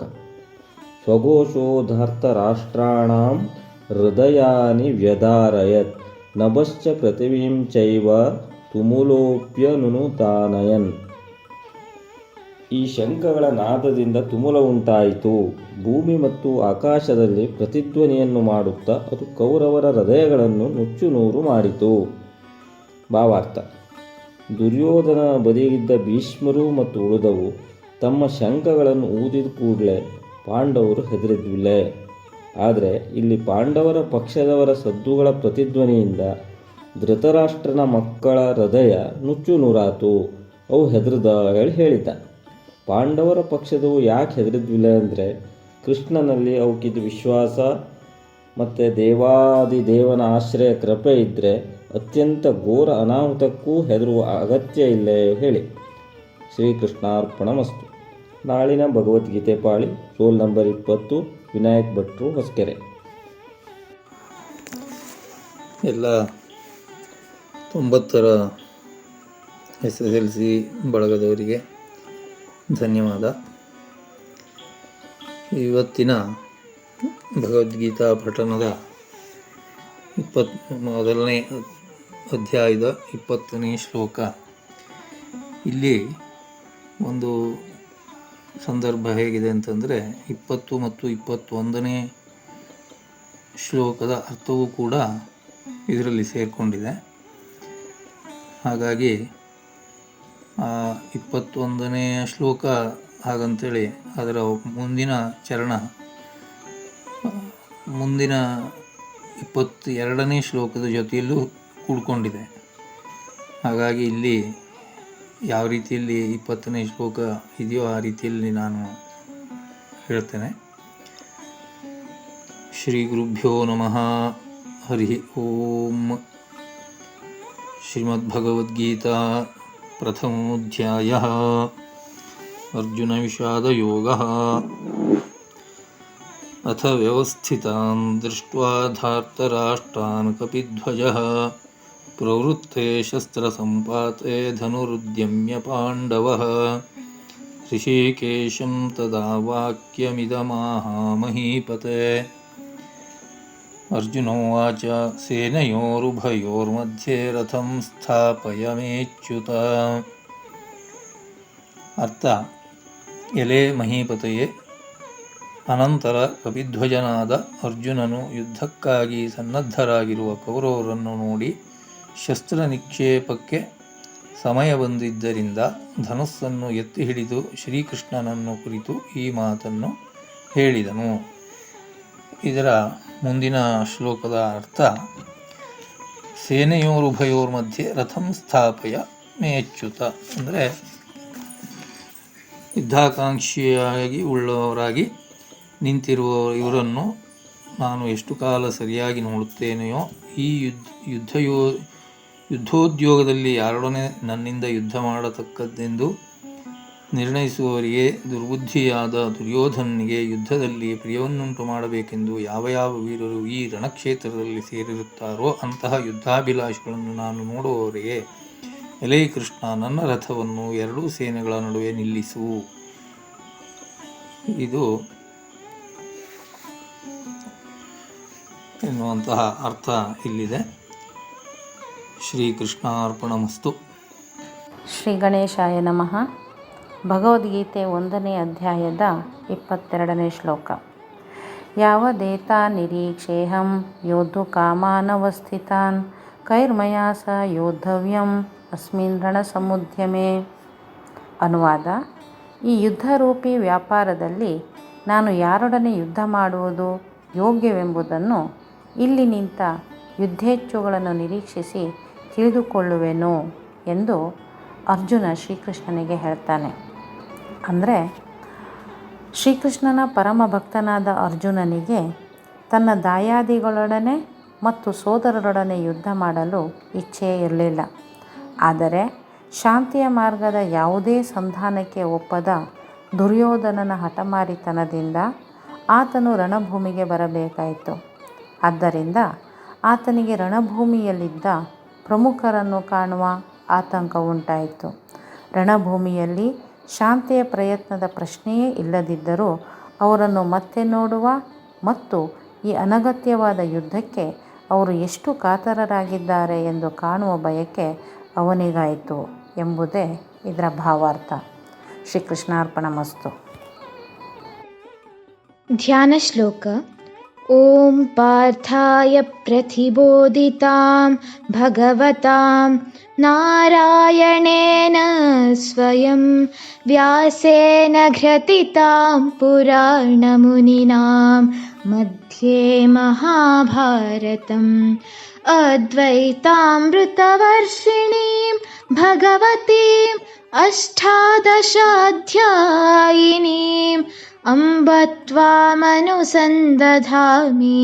ಭಗವದ್ಗೀತೆ ಭವದ್ವೇಷಿಣೀಂ. ನಮೋऽस्तु ते व्यासविशालबुद्धे पुल्लारविन्दायतपत्रनेत्र येन त्वया भारततैलपूर्णः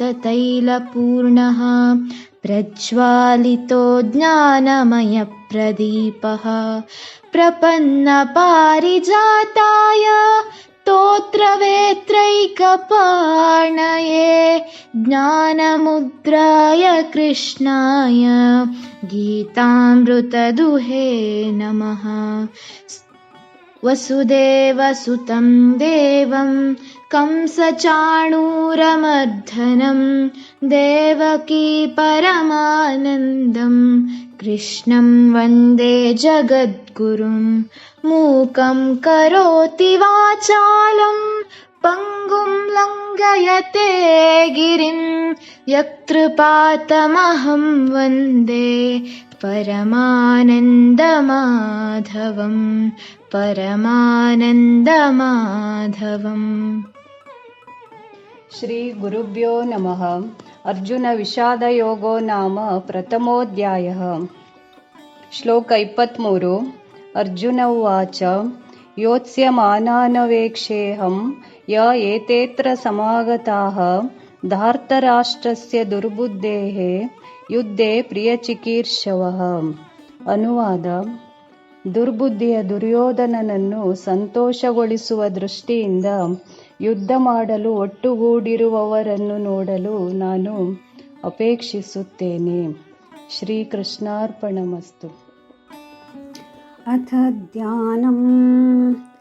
ಓಂ ಪಾರ್ಥಾಯ ಪ್ರತಿಬೋಧಿತಾಂ ಭಗವತಾ ನಾರಾಯಣೇನ ಸ್ವಯಂ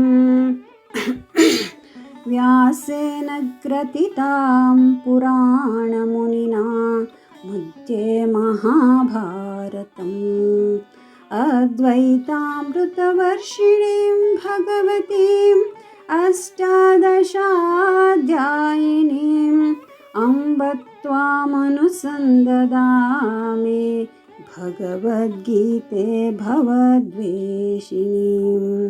नमोऽस्तु ते व्यासविशालबुद्धे पुल्लारविन्दायतपत्रनेत्र येन त्वया भारततैलपूर्णः प्रज्वालितो ज्ञानमयप्रदीपः प्रपन्नपारिजाताय स्तोत्रवेत्रैकपाणये ज्ञानमुद्राय कृष्णाय गीतामृतदुदे नमः। वसुदेवसुतं देवं कंसचाणूरमार्दनं देवकी परमानन्दं कृष्णं वन्दे जगद्गुरुं। मूकं करोति वाचालं पङ्गुं लङ्घयते गिरिं यत्कृपातमहं वन्दे परमानन्दमाधवं परमानन्दमाधवम्। अथ अर्जुनविषादयोगो नाम प्रथमोऽध्यायः। श्लोक 24। संजय उवाच एवमुक्तो ऋषिकेश गुडाकेशेन भारत सेनयोर्मध्ये स्थापयित्वा रथोत्तमम्। ಭಾವಾರ್ಥ: ಈ ಶ್ಲೋಕದಲ್ಲಿ ಅರ್ಜುನನ್ನು ಗುಡಾಕೇಶ ಎಂದು ಕರೆದಿದೆ. ಗುಡಾಕ ಎಂದರೆ ನಿದ್ರೆ. ನಿದ್ರೆಯನ್ನು ಗೆದ್ದವನು ಗುಡಾಕೇಶ. ನಿದ್ರೆ ಎಂದರೆ ಅಜ್ಞಾನ ಎಂದು ಅರ್ಥ. ಕೃಷ್ಣನೊಡನೆ ತನ್ನ ಗೆಳೆತನದಿಂದ ಅರ್ಜುನನು ನಿದ್ರೆಯನ್ನು ಅಜ್ಞಾನವನ್ನು ಗೆದ್ದ. ಕೃಷ್ಣನ ಮಹಾಭಕ್ತನಾಗಿ ಅವನಿಗೆ ಕೃಷ್ಣನನ್ನು ಒಂದು ಕ್ಷಣವೂ ಮರೆಯಲು ಸಾಧ್ಯವಿರಲಿಲ್ಲ. ಏಕೆಂದರೆ ಇದೇ ಭಕ್ತನ ಸ್ವಭಾವ. ಜಾಗೃತಾವಸ್ಥೆಯಲ್ಲಾಗಲಿ ನಿದ್ರೆಯಲ್ಲಾಗಲಿ ಭಕ್ತನು ಕೃಷ್ಣನ ಹೆಸರು, ರೂಪ, ಗುಣ ಮತ್ತು ಲೀಲೆಗಳನ್ನು ಯೋಚಿಸದಿರಲು ಒಂದು ಕ್ಷಣವೂ ಇಲ್ಲ. ಹೀಗೆ ಕೃಷ್ಣನನ್ನು ಕುರಿತು ಸದಾ ಚಿಂತಿಸುವಷ್ಟರಿಂದಲೇ ಅವನು ನಿದ್ರೆಯನ್ನು, ಅಜ್ಞಾನವನ್ನು ಗೆಲ್ಲಬಲ್ಲ. ಇದಕ್ಕೆ ಕೃಷ್ಣ ಪ್ರಜ್ಞೆ ಅಥವಾ ಸಮಾಧಿ ಎಂದು ಹೆಸರು. ಋಷಿಕೇಶನಾದ ಎಂದರೆ ಎಲ್ಲ ಜೀವಿಗಳ ಇಂದ್ರಿಯಗಳ ಮತ್ತು ಮನಸ್ಸುಗಳ ನಿರ್ದೇಶಕನಾದ ಕೃಷ್ಣನಿಗೆ ಅರ್ಜುನನು ರಥವನ್ನು ಸೈನ್ಯಗಳ ಮಧ್ಯೆ ನಿಲ್ಲಿಸು ಎಂದು ಹೇಳಿದುದಕ್ಕೆ ಕಾರಣವು ಅರ್ಥವಾಯಿತು. ಅವನು ಹಾಗೆಯೇ ಮಾಡಿ ಅನಂತರ ಈ ಮಾತುಗಳನ್ನು ಹೇಳಿದನು. ಕೃಷ್ಣಾರ್ಪಣಮಸ್ತು. ಧ್ಯಾನ ಶ್ಲೋಕ. ಓಂ ಪಾರ್ಥಾಯ ಪ್ರತಿಬೋಧಿತಾಂ ಭಗವತಾ ನಾರಾಯಣೇನ ಸ್ವಯಂ ವ್ಯಾಸೇನ ಗ್ರಥಿತಾಂ ಪುರಾಣಮುನಿನಾ ಮಧ್ಯೆ ಮಹಾಭಾರತಂ ಅದ್ವೈತಾಮೃತವರ್ಷಿಣೀಂ ಭಗವತೀಂ ಅಷ್ಟಾದಶಾಧ್ಯಾಯಿನೀಂ ಅಂಬ ತ್ವಾಮನುಸಂದಧಾಮಿ ಭಗವದ್ಗೀತೆ ಭವದ್ವೇಷಿಣೀಂ ನಮೋऽस्तु ते व्यासविशालबुद्धे पुल्लारविन्दायतपत्रनेत्र येन त्वया भारततैलपूर्णः प्रज्वालितो ज्ञानमयप्रदीपः प्रपन्नपारिजाताय स्तोत्रवेत्रैकपाणये ज्ञानमुद्राय कृष्णाय गीतामृतदुहे नमः। वसुदेवसुतं देवं कंसचाणूरमर्दनं ದೇವಕೀ ಪರಮಾನಂದಂ ಕೃಷ್ಣಂ ವಂದೇ ಜಗದ್ಗುರುಂ ಮೂಕಂ ಕರೋತಿ ವಾಚಾಲಂ ಪಂಗುಂ ಲಂಘಯತೆ ಗಿರಿಂ ಯತ್ಕೃಪಾತಮಹಂ ವಂದೇ ಪರಮಾನಂದಮಾಧವಂ ಪರಮಾನಂದಮಾಧವಂ ಪರಮಾನಂದಮಾಧವಂ. ಶ್ರೀಮದ್ಭಗವದ್ಗೀತಾ ಪ್ರಥಮೋಧ್ಯಾಯ ಅರ್ಜುನ ವಿಷಾದಯೋಗ. ಶ್ಲೋಕ 25. ಭೀಷ್ಮದ್ರೋಣ ಪ್ರಮುಖತಃ ಸರ್ವೇಷಾಂಚ ಮಹೀಕ್ಷಿತಾಂ ಉವಾಚ ಪಾರ್ಥ ಪಶ್ಯೈತಾನ್ ಸಮವೇತಾನ್ ಕರೋನಿತಿ. ಓಂ ನಮಃ ಸಚ್ಚಿದಾನಂದರೂಪಾಯ ಪರಮಾತ್ಮನೆ ಜ್ಯೋತಿರ್ಮಯ ಸ್ವರೂಪಾಯ ವಿಶ್ವಮಾಂಗಲ್ಯಮೂರ್ತಯೇ. ಭಗವದ್ಗೀತೆಯ ಪ್ರಥಮ ಅಧ್ಯಾಯದ 26ನೇ ಶ್ಲೋಕ. ತತ್ರಾಪಶ್ಯತ್ ಸ್ಥಿತಾನ್ ಪಾರ್ಥಃ ಪಿತॄನಥ ಪಿತಾಮಹಾನ್ ಆಚಾರ್ಯಾನ್ ಮಾತುಲಾನ್ ಭ್ರಾತॄನ್ ಪುತ್ರಾನ್ ಪೌತ್ರಾನ್ ಸಖೀಂ ಸ್ಥತಾ ಶ್ವಶುರಾನ್ ಸುಹೃದಶ್ಚೈವ ಸೇನಯೋರುಭಯೋರಪಿ. ಅರ್ಥ: ಅನಂತರ ಅರ್ಜುನನು ಅಲ್ಲಿ ಎರಡೂ ಸೈನ್ಯಗಳಲ್ಲಿಯೂ ಇದ್ದ ತಂದೆಯರನ್ನು, ಚಿಕ್ಕಪ್ಪ ದೊಡ್ಡಪ್ಪರು, ತಾತಂದಿರನ್ನು, ಗುರುಗಳನ್ನು, ಸೋದರ ಮಾವಂದಿರನ್ನು, ಅಣ್ಣ ತಮ್ಮಂದಿರನ್ನು, ಮಕ್ಕಳನ್ನು, ಮೊಮ್ಮಕ್ಕಳನ್ನು, ಸಮವಯಸ್ಕರಾದ ಮಿತ್ರರನ್ನು, ಮಾವಂದಿರನ್ನು ಮತ್ತು ಸ್ನೇಹಿತರನ್ನು ನೋಡಿದನು. ಈ ವಿಷಾದ ಯೋಗದ ಬಗ್ಗೆ ಒಂದೆರಡು ಮಾತು. ಈ ಕುರುಕ್ಷೇತ್ರ ಸಂಕೀರ್ಣವಾಗಿ ವಿಶಾಲವಾಗಿ ಹೊರಗೆಷ್ಟು ವಿಸ್ತರಿಸಿಕೊಂಡಿದೆಯೋ ಅಷ್ಟೇ ಸಂಕೀರ್ಣವಾಗಿ ವಿಸ್ತಾರವಾಗಿ ನಮ್ಮೊಳಗೂ ವಿಸ್ತರಿಸಿ ವ್ಯಾಪಿಸಿಕೊಂಡಿದೆ. ಇದು ಐತಿಹಾಸಿಕವಾಗಿ ಹರಿಯಾಣದ ಕುರುಕ್ಷೇತ್ರದಲ್ಲಿ ನಡೆದಿದ್ದಾದರೂ ವ್ಯಾಸರು ಬರೆದ ಈ ಭಗವದ್ಗೀತೆಯಲ್ಲಿ ಬರುವಂಥ ಧರ್ಮಕ್ಷೇತ್ರೇ ಕುರುಕ್ಷೇತ್ರೇ ನಮ್ಮೊಳಗೇ ಇರುವಂಥದ್ದು. ಇಲ್ಲಿ ನಮ್ಮ ಚೈತನ್ಯ, ಪರಮಾತ್ಮನ ಅಂಶವಾದ ಆತ್ಮವೇ ಶ್ರೀಕೃಷ್ಣ. ಅದು ನಮಗೆ ಸುಲಭವಾಗಿ ಕಾಣಿಸಲಾರದ್ದರಿಂದ ಅದಕ್ಕೆ ಕಪ್ಪು ಬಣ್ಣ, ಕೃಷ್ಣ ಅಂತ ಕರೆಯೋದು. ಅದೇ ಈ ಶರೀರವೆಂಬ ರಥದ ಸಾರಥಿ. ಮನಸ್ಸೇ ಅರ್ಜುನ. ಮನಸ್ಸು ನಿಜವಾಗಿಯೂ ಗುಡಾಕೇಶ ಆದಾಗ, ಸಂಪೂರ್ಣ ಶರಣಾಗತ ಆದಾಗ ಮಾತ್ರ ಕೃಷ್ಣನ ಸಾಕ್ಷಾತ್ಕಾರ ಸಾಧ್ಯ. ಆಗಲೇ ಕೃಷ್ಣ ಗೀತೋಪದೇಶ ಮಾಡುವ ಮೂಲಕ ಮನಸ್ಸಿನ ಕ್ಷುದ್ರ ಹೃದಯ ದೌರ್ಬಲ್ಯವನ್ನು ಅಳಿಸಿ ಕೈ ಹಿಡಿದು ನಡೆಸುವಂಥದ್ದು. ಗೀತೆಯಲ್ಲಿ ಹೇಳಲಾದ ಮಹಾಭಾರತದ ಎಲ್ಲ ಪಾತ್ರಗಳು ನಮ್ಮೊಳಗೇ ಇವೆ. ಪ್ರತಿಯೊಂದು ಪಾತ್ರವೂ ಒಂದೊಂದು ವಿಶಿಷ್ಟ ಗುಣಪ್ರಧಾನವಾದದ್ದು. ಕುರುಡ ಧೃತರಾಷ್ಟ್ರ ನಮ್ಮ ಮೌಢ್ಯದ ಕುರುಹಾದರೆ ಸಂಜಯ 6ನೇ ಇಂದ್ರಿಯ ರೂಪಿ. ದುರ್ಯೋಧನ, ದುಶ್ಯಾಸನ, ಕರ್ಣ, ಕೃತವರ್ಮ, ಸಾತ್ಯಕಿ, ಭೀಮ, ನಕುಲ, ಸಹದೇವ, ಧರ್ಮರಾಜಾದಿಗಳು ನಮ್ಮೊಳಗೂ ಇದ್ದಾರೆ.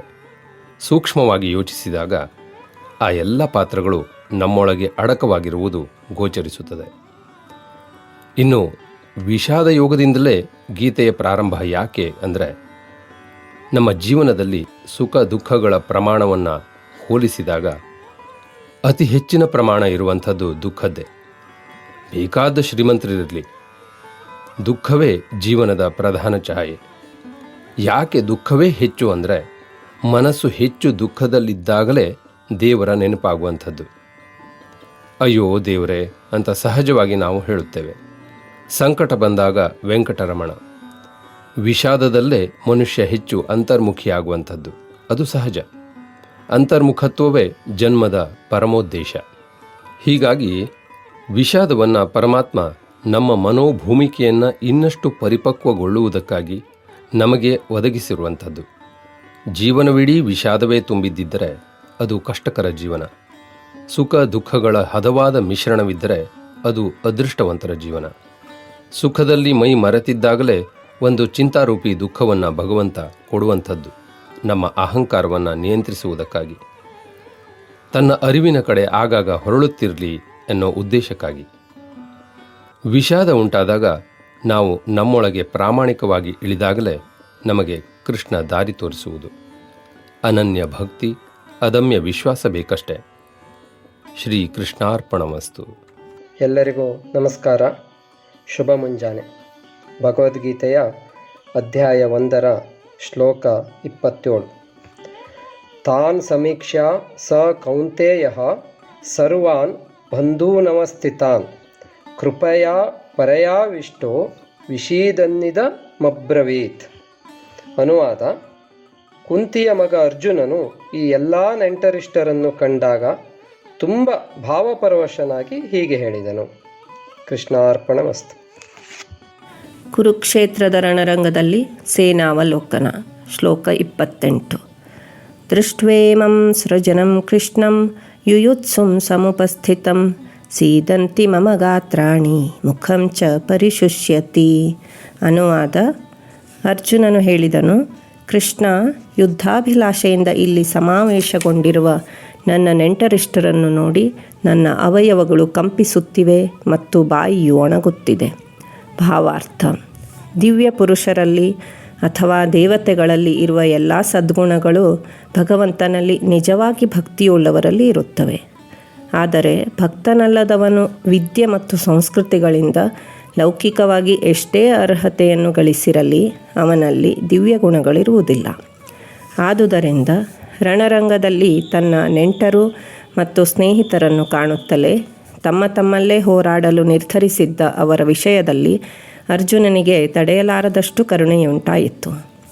ತನ್ನ ಕಡೆಯ ಯೋಧರ ಬಗೆಗೆ ಅವನಿಗೆ ಮೊದಲಿನಿಂದ ಅನುಕಂಪ. ಆದರೆ ಶತ್ರುಪಕ್ಷದ ಸೈನಿಕರ ಮೇಲೆ ಎರಗಲಿರುವ ಮೃತ್ಯುವನ್ನು ಕಂಡು ಅವರ ವಿಷಯದಲ್ಲಿಯೂ ಮನಸ್ಸು ಕರಗಿತು. ಹೀಗೆ ಯೋಚಿಸುತ್ತಿರುವಂತೆಯೇ ಅವನ ದೇಹದ ಅವಯವಗಳು ನಡುಗಲಾರಂಭಿಸಿದವು. ಅವನ ಬಾಯಿಯು ಒಣಗಿತ್ತು. ಶತ್ರುಗಳ ಸಮರೋತ್ಸಾಹವನ್ನು ಕಂಡು ಅವನಿಗೆ ಅಚ್ಚರಿಯಾಯಿತು. ಅರ್ಜುನನ ರಕ್ತ ಸಂಬಂಧಿಗಳೇ ಆಗಿದ್ದ ಒಂದು ಇಡೀ ಸಮುದಾಯವೇ ಅವನೊಡನೆ ಹೋರಾಡಲು ಬಂದಿದ್ದಿತು. ಮೃದು ಮನಸ್ಸಿನ ಭಕ್ತನಾದ ಅರ್ಜುನನಿಗೆ ಇದನ್ನು ತಡೆಯಲಾಗಲಿಲ್ಲ. ಅರ್ಜುನನ ಅವಯವಗಳು ನಡುಗುತ್ತಿದ್ದು ಬಾಯಿಯು ಒಣಗಿದುದಷ್ಟೇ ಅಲ್ಲ, ಅವನು ಅನುಕಂಪದಿಂದ ಕಣ್ಣೀರು ಸುರಿಸುತ್ತಿದ್ದ ಎನ್ನುವುದನ್ನು ಇಲ್ಲಿ ಹೇಳಿಲ್ಲದಿದ್ದರೂ ಸುಲಭವಾಗಿ ಕಲ್ಪಿಸಿಕೊಳ್ಳಬಹುದು. ಅರ್ಜುನನಿಗೆ ಈ ಲಕ್ಷಣಗಳು ದೌರ್ಬಲ್ಯದಿಂದ ಮೂಡಿದುವಲ್ಲ, ಭಗವಂತನ ಪರಿಶುದ್ಧ ಭಕ್ತನ ಗುಣವಾದ ಮೃದು ಮನಸ್ಸಿನಿಂದ ಮೂಡಿದವು. ಆದ್ದರಿಂದಲೇ ಯಸ್ಯಾಸ್ತಿ ಭಕ್ತಿರ್ಭಗವತೈ ಕಿಂಚನ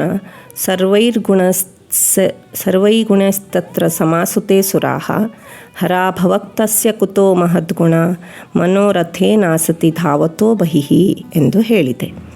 ಎಂದರೆ ದೇವೋತ್ತಮ ಪುರುಷನಲ್ಲಿ ಅಸ್ಖಲಿತ ಭಕ್ತಿ ಇರುವಾತನಲ್ಲಿ ದೇವತೆಗಳಲ್ಲಿರುವ ಎಲ್ಲ ಸದ್ಗುಣಗಳು ಇರುತ್ತವೆ. ಆದರೆ ಭಗವಂತನ ಭಕ್ತನಲ್ಲದವನಿಗೆ ಲೌಕಿಕ ಅರ್ಹತೆಗಳು ಮಾತ್ರ ಇರುತ್ತವೆ. ಇವುಗಳಿಂದ ಪ್ರಯೋಜನವಿಲ್ಲ.